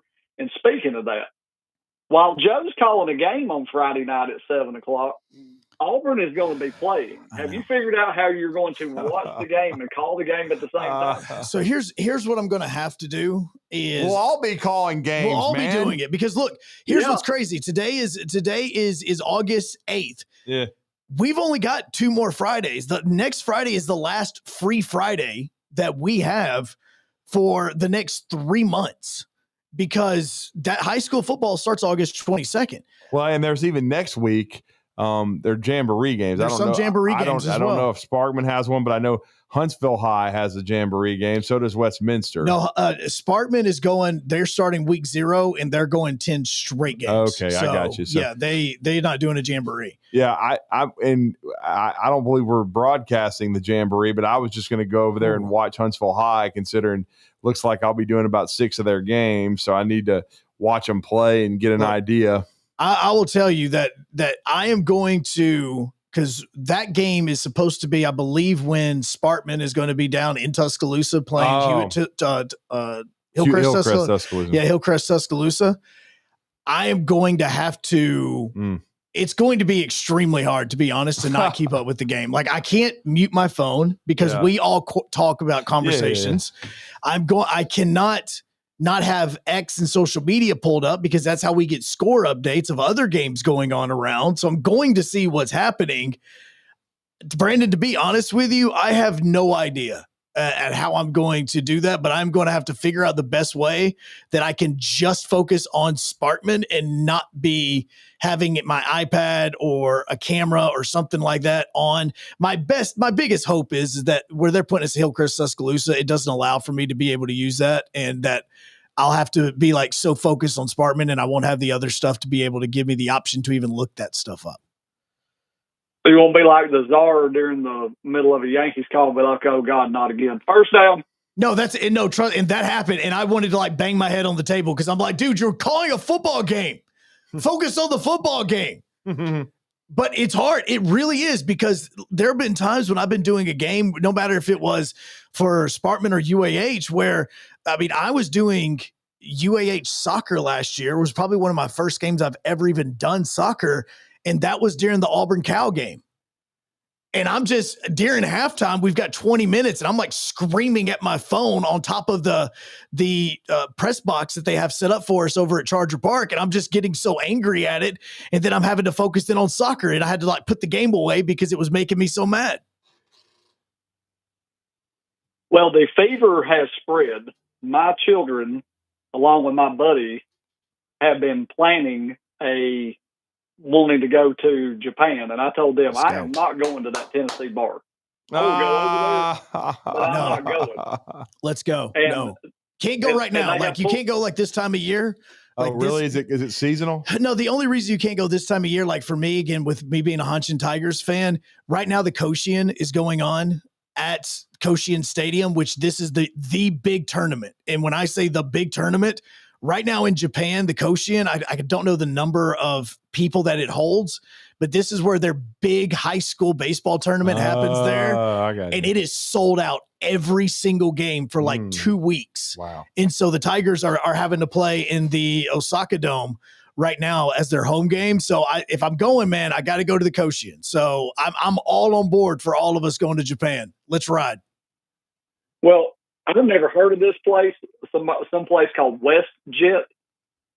Between them and Air Canada, they have the best flights there and back.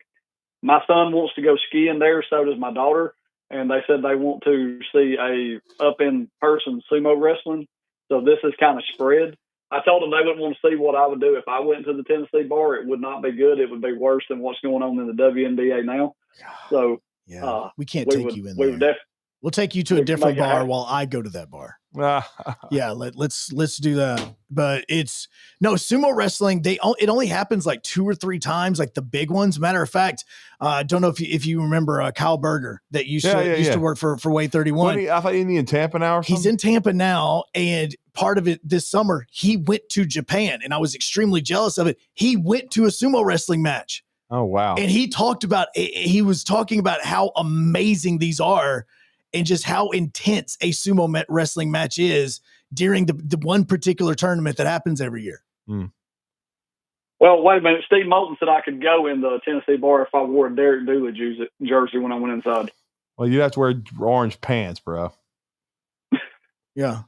Oh yeah, we would have to go. We'll get you up on stage. Some kind of orange and white checkered shirt. Absolutely. No, we would totally do this again, man. If I had to go into the Houndstooth bar in Chicago. You've got to go into this, okay? I would like to go to the Houndstooth Bar in Chicago. I've never been to that city, though. It may have actually Can you get in and get out without getting shot? I don't know. It's right underneath. It's actually right underneath the railroad track. Is it really? Yeah, it is. It's right underneath. Like we sat outside. My wife and I did. We sat outside. It was right underneath the subway as you go right into it. No, it is very safe. North side Chicago, especially in Wrigleyville. Gotcha. Extremely safe. Like there's a reason why half of the Major League Baseball teams in the country now are doing this type of Wrigleyville type of build when they're building new stadiums is because they know it works. Well, if there's a train track, at least if you had the Jason Bourne out of there, you could. So just in case things get iffy. If they get iffy, to stay out of the Leroy Brown side of it. But Houndstooth Bar closed on May 11th, 2023. It did? It did. It closed. Wow. I think a lot of it had to do with COVID. What I was thinking. Yeah.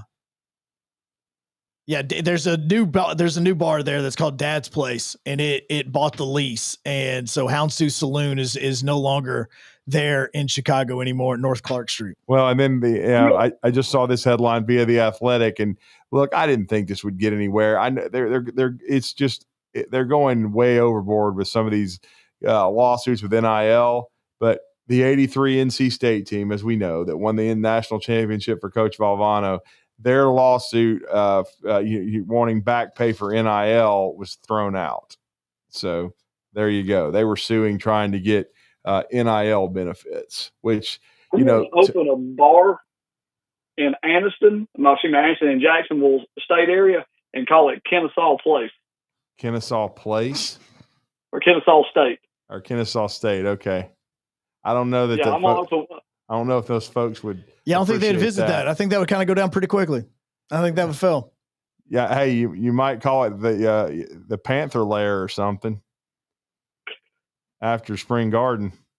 Maybe so. That would be more popular.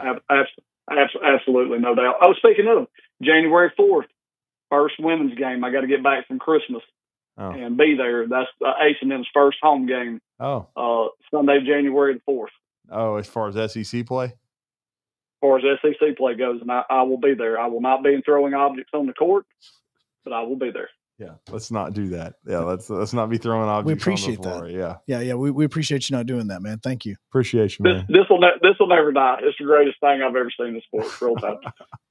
All right, so Drew, you were right about Malcolm Simmons. They just gave an update about what's been happening right now about 10 minutes ago in the Malcolm Simmons case. He is in court right now. You are right about him motioning for youthful offender status, which in the state of Alabama is anyone 20 or younger.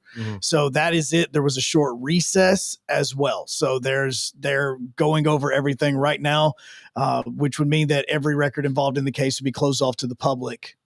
If this were to, yes. I still wouldn't expect him to be in the lineup against Baylor because I think there's got to be some sort of punishment. I know he's been running third team as far as in practice, and this is being handled by the university. But we saw Jarquez Hunter have to go through some stuff like this, and he came back out the other side and was fine.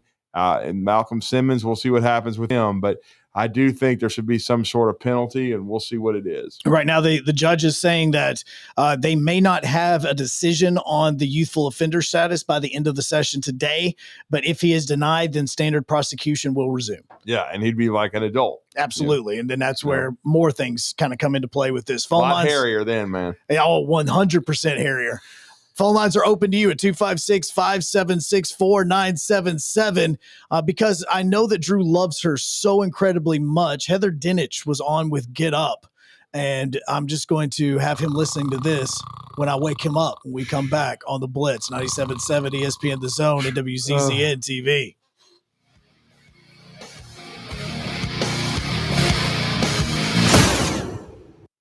Phone lines are open now. 256-576-4977. This is The Blitz on 97.7 ESPN The Zone.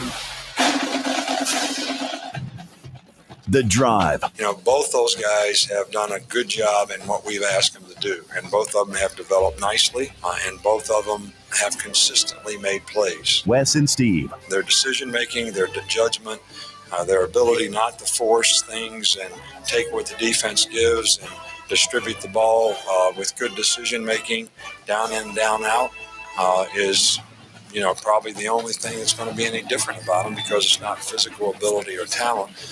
So it's intangibles, leadership, decision-making, judgment, and all those types of things. And, both guys have done a good job in that regard as well. Listen to The Drive with Wes Neighbors and Steve Moulton each weekday afternoon starting at 5. We are your home of ESPN Radio, 97.7 The Zone.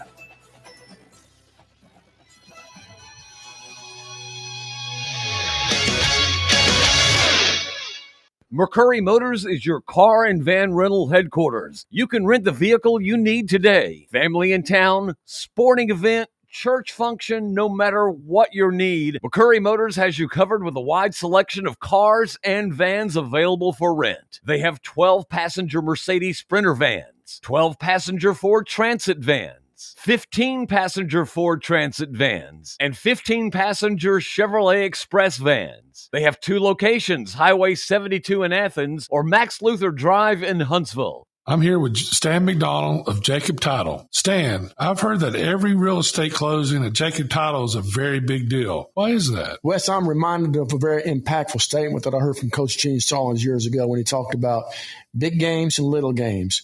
He said he didn't like that comparison. He says, because try losing one of those little games. And if you ever do, it ends up being the biggest game all year long. Well, it's the same thing with real estate closings. Every game, every closing is a very big deal at Jacob Title.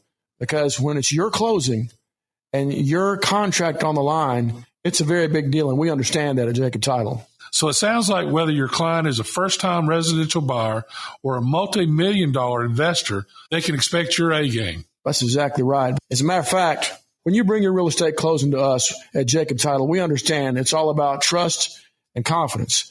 And when Stan McDonald tells you that a chicken dips snuff, you can look under his wing for the box. And like Beebs likes to say, there's no doubt about it. Hello, listeners. I want to tell you a little bit about Minuteman Press and what we have to offer our community. We specialize in paper printing and can help from designing your piece to the finished product. We print media guides for many of the athletic departments at high schools and universities around the area. We typically purchase sponsorships from these schools as well, to try and help them with their fundraising. Once we have reached our new normal, we We also print all types of marketing materials for you to hand out either in person, via mail, or at various trade shows and events. At Minuteman Press, we're not just putting ink on paper, we're building relationships. I got 2 phones, one for the plug and one for the load. I got 2 phones, one for the then one for the dough. Think I need 2 more. Laptop and I'm ring, ring, ring. Got money while they ring, ring, ring. Trap jumping, I'm ring, ring, ring. I got 2 phones, one for the plug. Phone lines are open to you now. 256-576-4977 on the Blitz. Joe Hunk, Drew DeArmond hopping in with us today. I guess we can also say brought to you by McCurry Motors as well as Alumni Hall, since you normally are whenever you do hop in with us every single Friday, Drew. As we continue, I showed Drew, or I told Drew about this. I'm going to show him the picture now of Texas Tech and their little addition to the practice facility that they have added. The billionaire oil pump there. They have added 2 oil rigs. Well, trust me, there's not a whole lot in Lubbock anyways. No, though, trust me, those may be the 2 tallest buildings that they're adding there in Lubbock. But they have added 2 gigantic oil rigs onto the practice field as statues. And some of the best comments were like, if you're not going to stop the oil tycoon billionaire from making Texas Tech relevant, you might as well lean into it.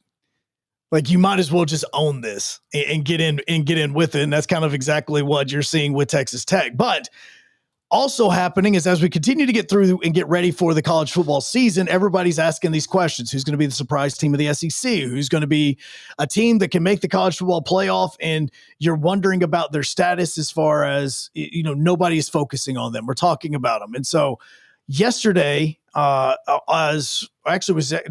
this morning, as a matter of fact, Heather Dinich was on Get Up and was asked the question about who is the biggest mystery in 2025.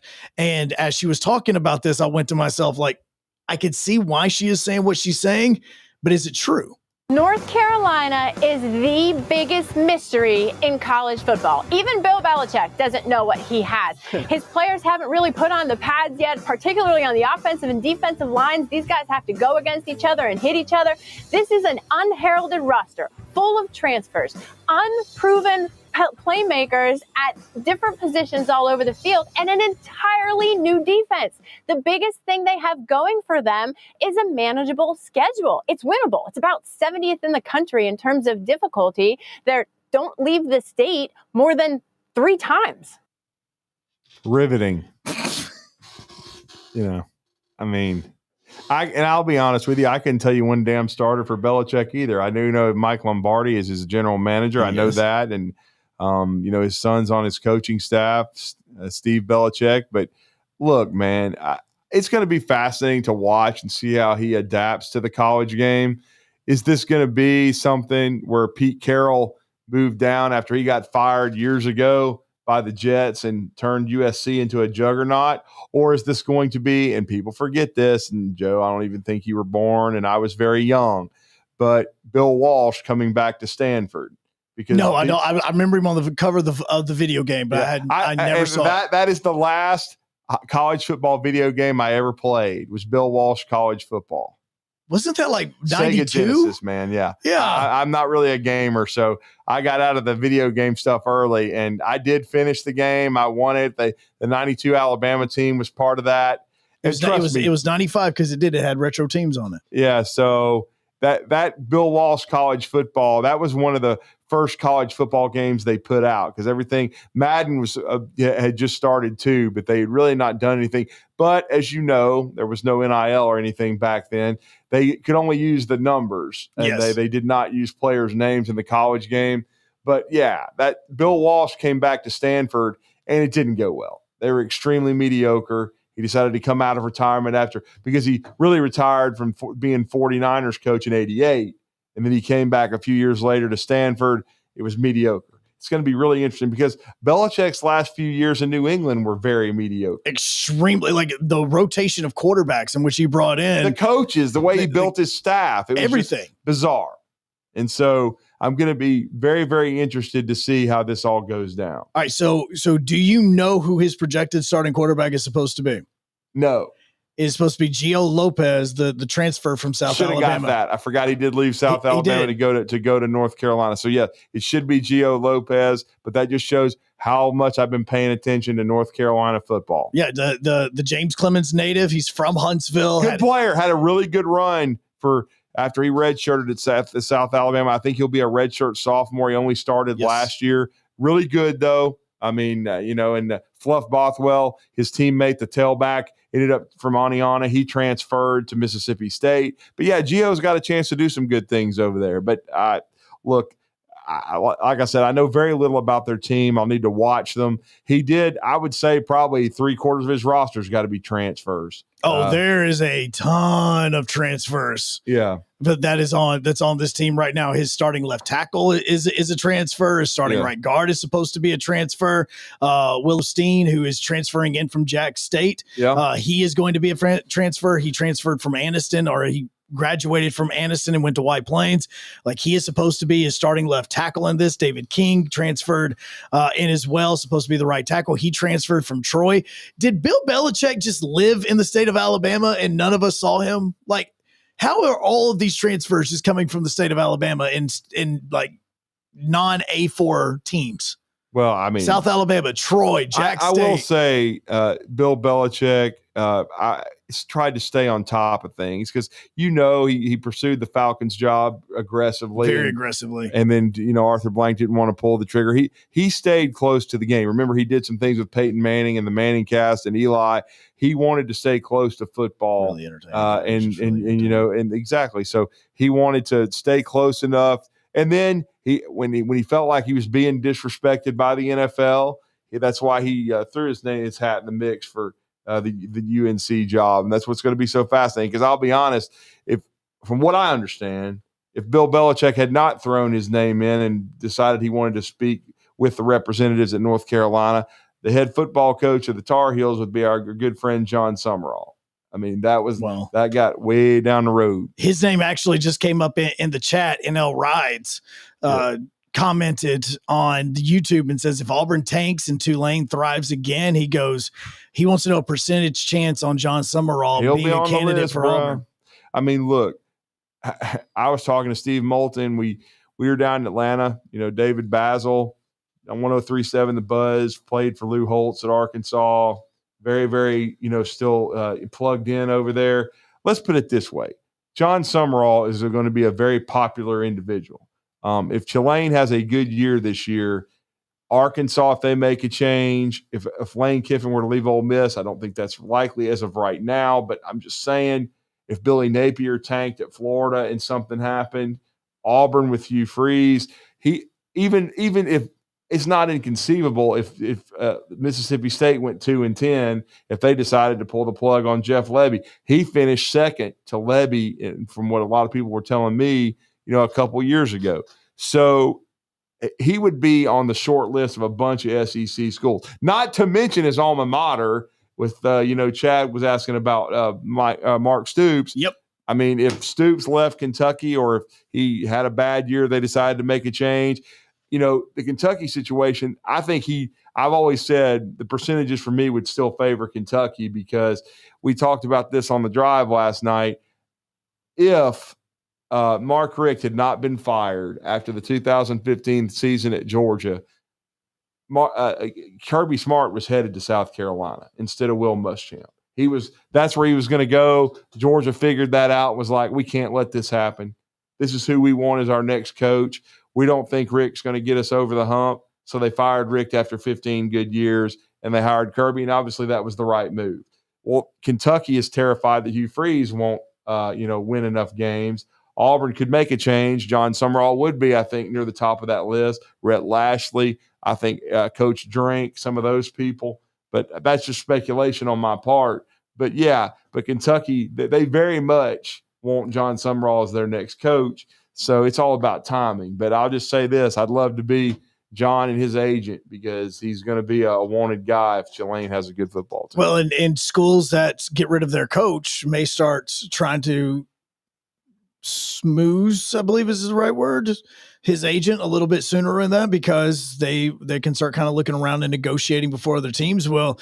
And the same thing with him is he's going to want to go somewhere where he can get support. It's not like he's doing bad in Tulane. He's winning in Tulane, obviously, but at the same time, he could still technically make a college football playoff with Tulane.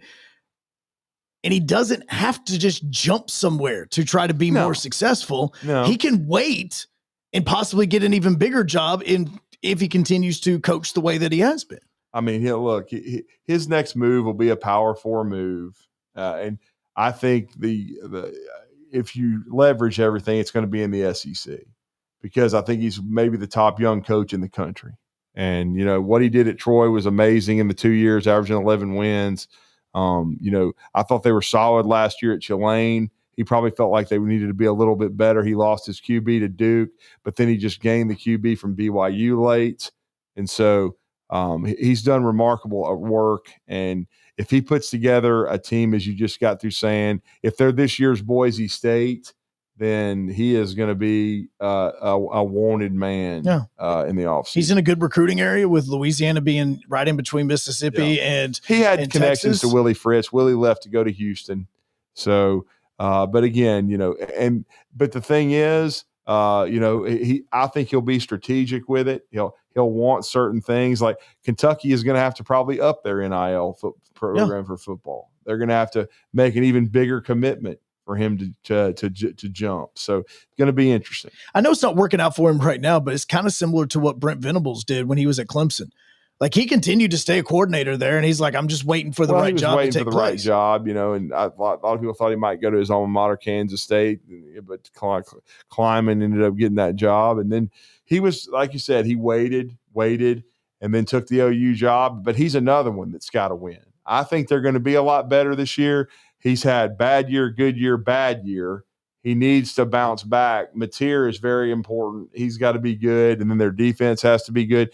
That Auburn-Oklahoma game at the end of September is a fork in the road game for somebody. Oh, it absolutely is, because that's at home in Norman. Yeah. You've already been on the road 2 weeks in a row where you played at Michigan and then at Temple in Philadelphia. Still awkward and weird, but you're playing in those two road games. By the time they get to Texas, in all reality, they could be a 4-1 team and going in and playing Texas. And that's where you have to start making the decision which direction you'll go, because you have the game with Texas, South Carolina, then you get Ole Miss at Tennessee, Bama, Missouri, LSU. The second half of their schedule is extremely hard. And you're trying to figure out if he's going to be your head coach going forward. Yeah.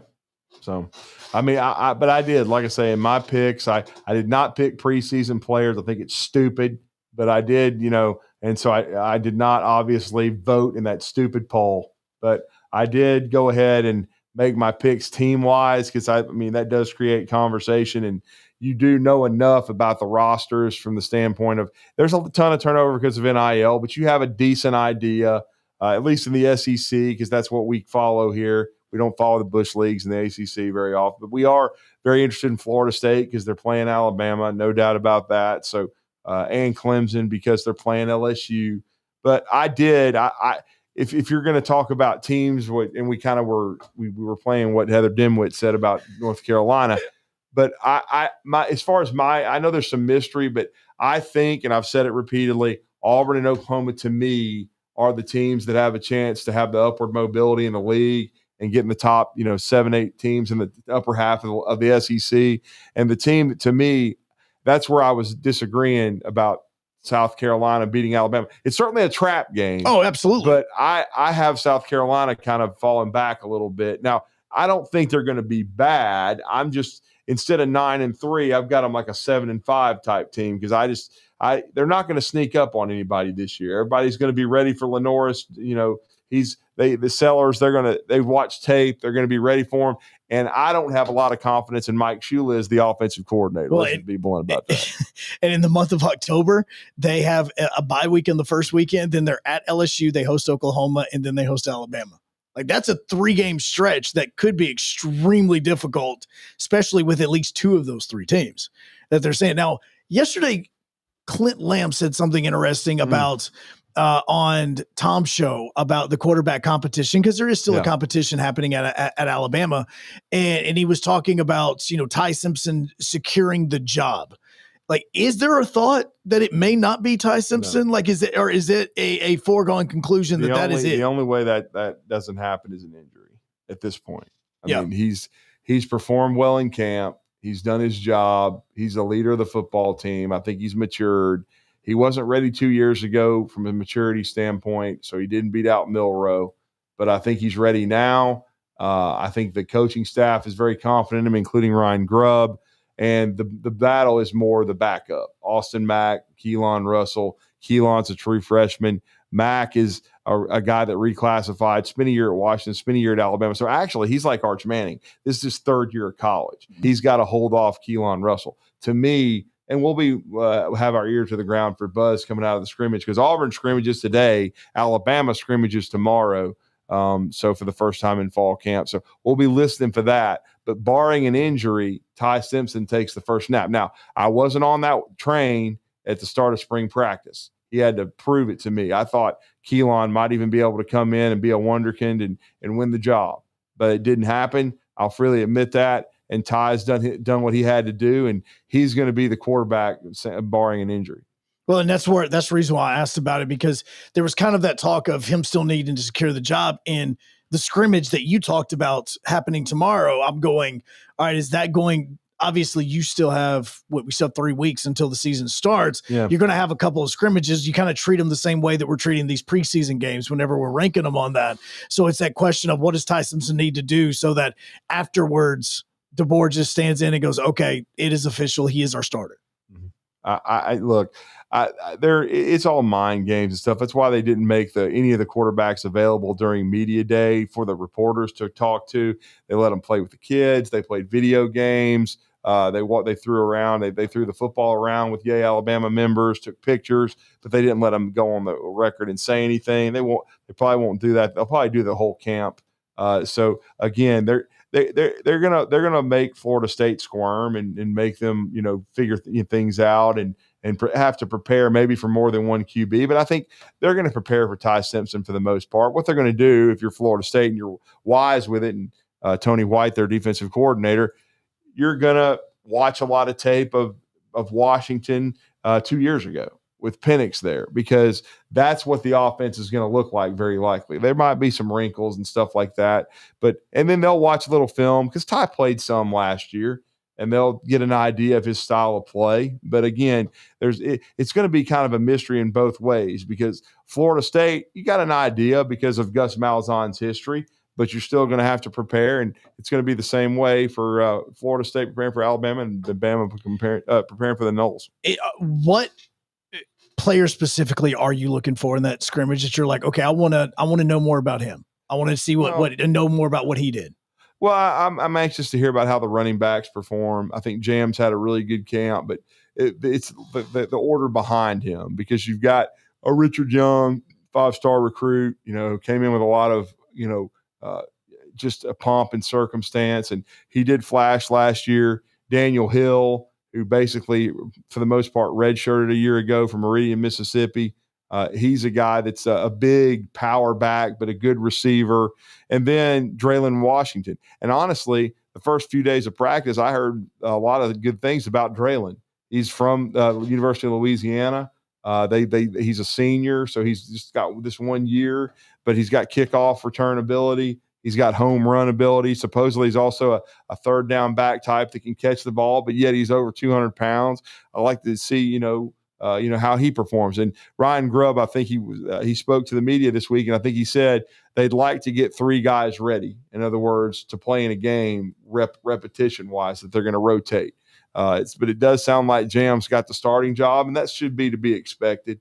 In the last regular season game in the Iron Bowl, he got 28 carries against Auburn. And that's when I knew he was the dude, and Justice Haynes was on his way out, because I think they gave Justice the ball 5, 6, 7 times, and now he's off to Michigan. So I was like, they trust Jam Miller more than they do Justice Haynes. So I'm anxious to hear about those guys. And then I think we all know Ryan Williams.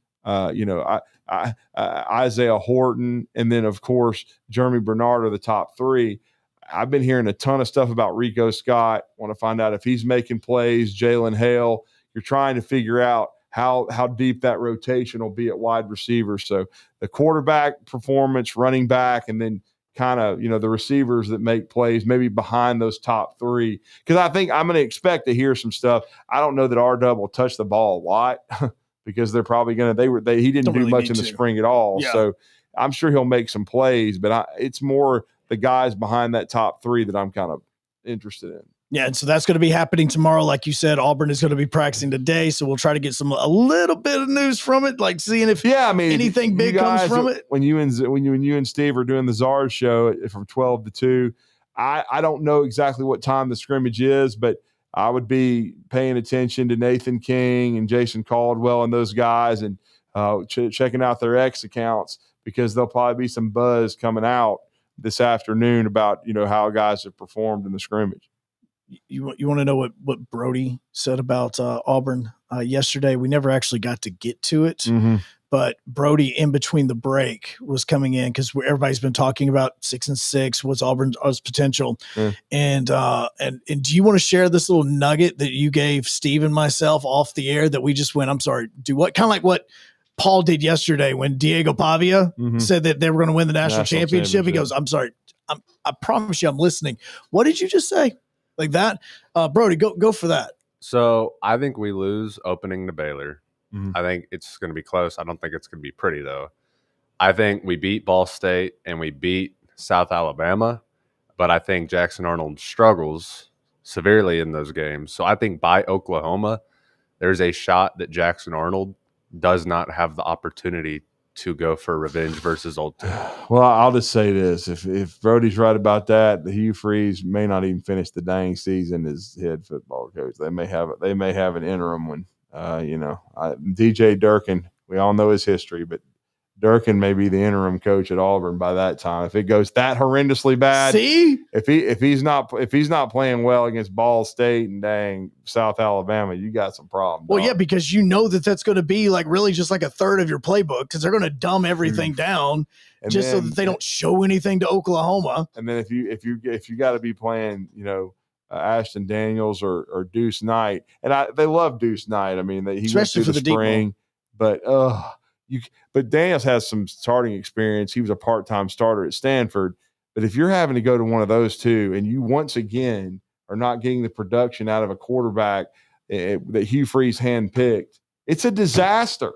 I mean, if they don't beat Baylor and then they're sputtering and win, but it's not pretty going into Oklahoma, I'm just telling you, man, rent don't buy. Hugh's going to be on the hottest seat in America if they get shellacked at Oklahoma and Jackson's not playing well against his former team. I mean, I expect Auburn to beat Baylor. I think they're going to find a way to do that. But if they don't, I'm just telling you, Brian Matthews told us this.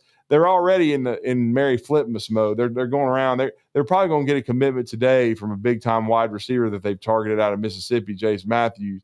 But I'm just saying they're trying they're digging around on some other guys trying to flip them, and which could happen if they get off to a good start.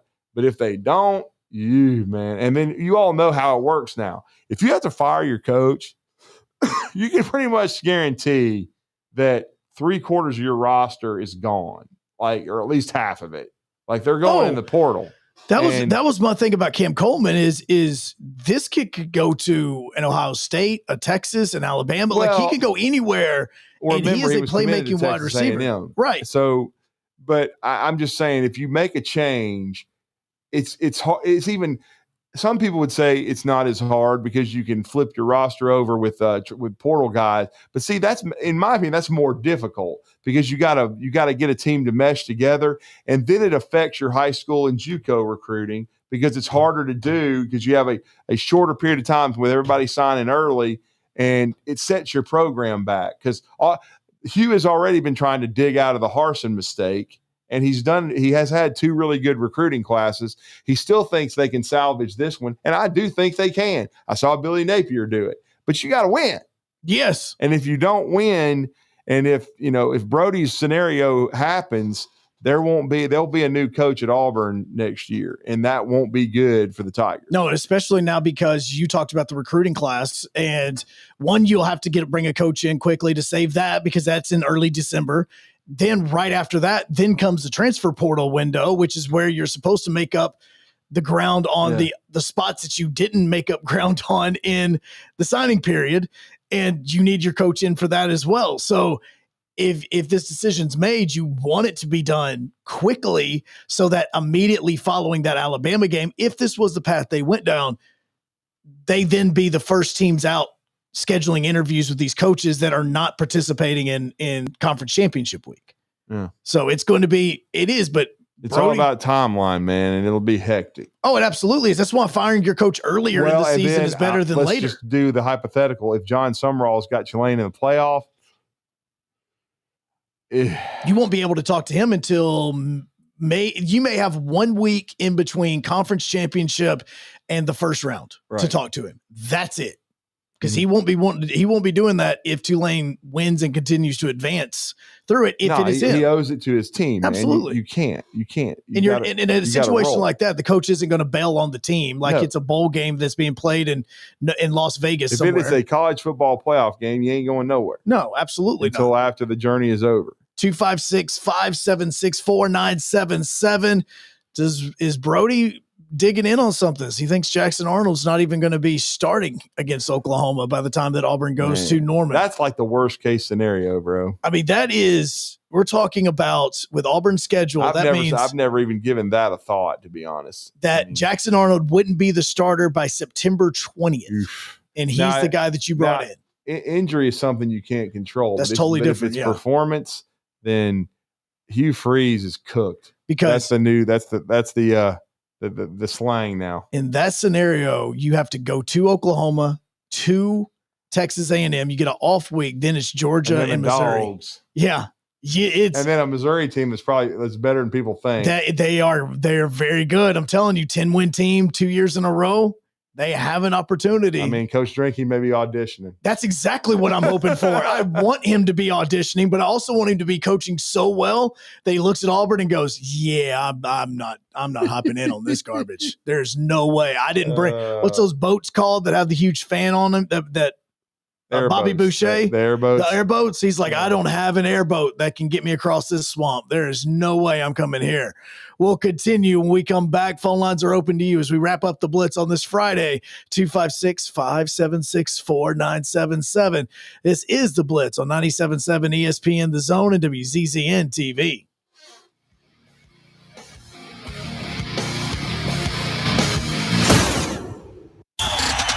Joe Hunk, John Abraham. You can watch the Blitz live now on X at 97.7 ESPN.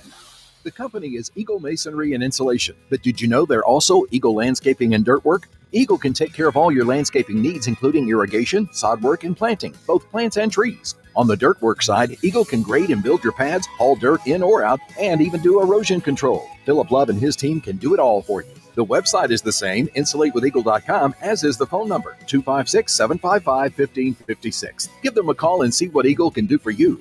Eagle saves you time. Eagle saves you money. There's a lot of talk these days about who's the biggest. I'm attorney Gary Lackey. Bigger doesn't equal better. I'm attorney Jennifer Lackey. We know we're not the biggest. We don't want to be. I'm attorney Justin Lackey. We're big enough to handle your case and get you the help you need, but small enough to welcome you. Where you're never just a number, you're part of our family.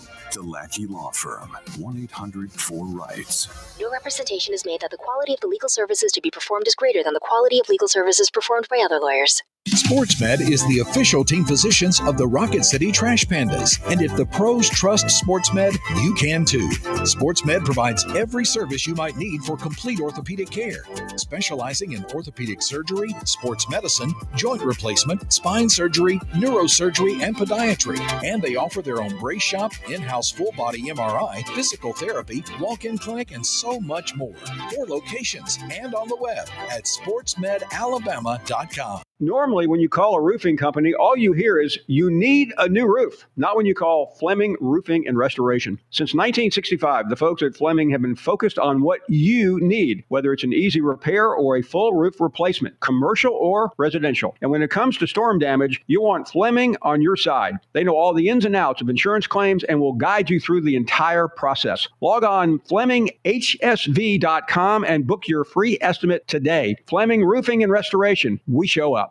In the market for a new or used car? Look no further than Hyundai of Decatur. With a large inventory of new, used, and certified pre-owned Hyundai models, Greenway Hyundai of Decatur is here to service all of your Hyundai needs. Come visit our exceptional service department as well. With state-of-the-art facilities and a caring team of automotive professionals waiting to service your vehicle, make Hyundai of Decatur your #1 choice for all your automotive needs. Give them a call today at 256-274-0279 or visit them online at greenwayhyundaiofdecatur.com. Hey folks, this is Arthur Seaton, managing partner at University Kia, proudly saying Roll Tide and War Eagle. Stop into University Kia today and shop one of the area's largest selection of new Kias, including Fortes, Seltos, Telluride, and Popular Carnival, and fully electric EV6. View all the great specials at universitykia.com and get pre-approved in minutes so you can drive home your new Kia you really want, because we want to see you in a University Kia. Mark and Henry McDaniel, attorneys at law, are proud alumni of Madison Academy, and Madison Academy is proud of them. They have served our community through their practice, through volunteerism and service on national, state, and local boards. They explain the complexity of critical court rulings on local media. Their successful practice has been built on integrity. Both are veterans of MA Athletics and proud sponsors of Mustang football. McDaniel & McDaniel, attorneys at law. No representation is made that the quality of the legal services to be performed is greater than the quality of legal services performed by other lawyers. The Tom Abraham Show. Weekdays beginning at noon on 97.7 ESPN The Zone and WZZN TV.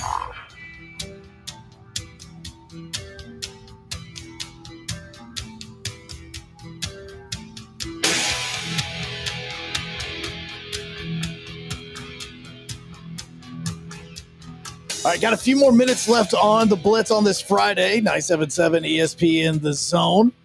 Joe Hunk, Drew DeArmond, Brody taking your phone calls at 256-576-4977. You can always watch WZZN TV, whether it's X, Facebook, or YouTube. Just go and type in 977 at ESPN The Zone, and it's going to pop up for you. Our Facebook page, our X feed, as well as our YouTube channel. You can subscribe there and watch it. And I don't know why Brody chooses to do this, because he just did the same thing in the studio before we went into this last break to Drew and myself that he did to Steve and I yesterday, where he just walks in and he's like, so tell me the schedule. He goes, all right, I think blank is going to be happening. Not only does Brody believe, and I'm saying Brody on this just because I spent a whole day the other day literally calling Hugh Freeze little baby Billy, but this is Brody that is saying that not only is Jackson Arnold not going to be starting for Auburn by the time that they get to Oklahoma. What was the nugget you just decided to drop just a second ago? By Kentucky, Auburn will have already moved on from Hugh Freeze. And oh, Lord. Chad Lunsford, who is their special teams coach right now, he's already served as a head coach at Georgia Southern and an interim for Florida Atlantic. He'll be their interim until they go and hire whoever they hire. That's an interesting pick. That's an interesting thought, even to talk about the season going off the rails like that, and for Lunsford, who's in his first year, I would have thought DJ Durkin, even though I know his history at Maryland wasn't great and the trouble he got into, but he at least has Power 4 head coaching experience. There's also Derek Nix. He's never been a head coach, but he's been with you for a while. But they may not want to put a Freeze guy in charge. I mean, hey, good things happen when there's a Nix involved. And then Durkin, come on. We've had this. They held off Ohio State and gave him a big raise to stay to be DC at Auburn. But if Brody's right about that, then we're talking like a 4-8 type year, man. Oh, you're talking about it's just horrendous. It is.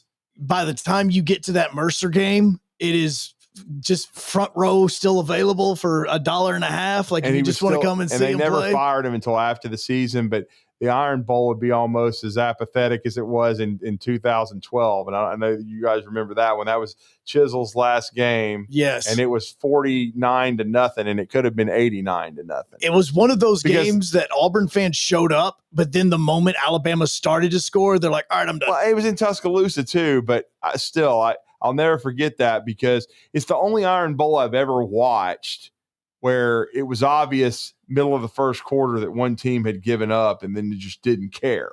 I mean, Alabama was doing whatever they wanted to do. They couldn't make a first down. And you're looking at Chiswick over on the sidelines and you're like, this is horrendous. I cannot believe. Wasn't it the game where it was 42-0 at half. They couldn't even like pass midfield, could they? It was 42-0. And Saban basically just took the air out of the ball the entire second half. It ended up being, I think they scored maybe early in the third quarter to make it 49. It's 49-0, yeah. Yeah, and then they just basically ran the football the rest of the game just to get the game over with. It was horrible. Oh, it absolutely was horrible. It was was, and you were also looking at it. If you're an Alabama fan, you enjoyed it, but I'm just saying it was a dark.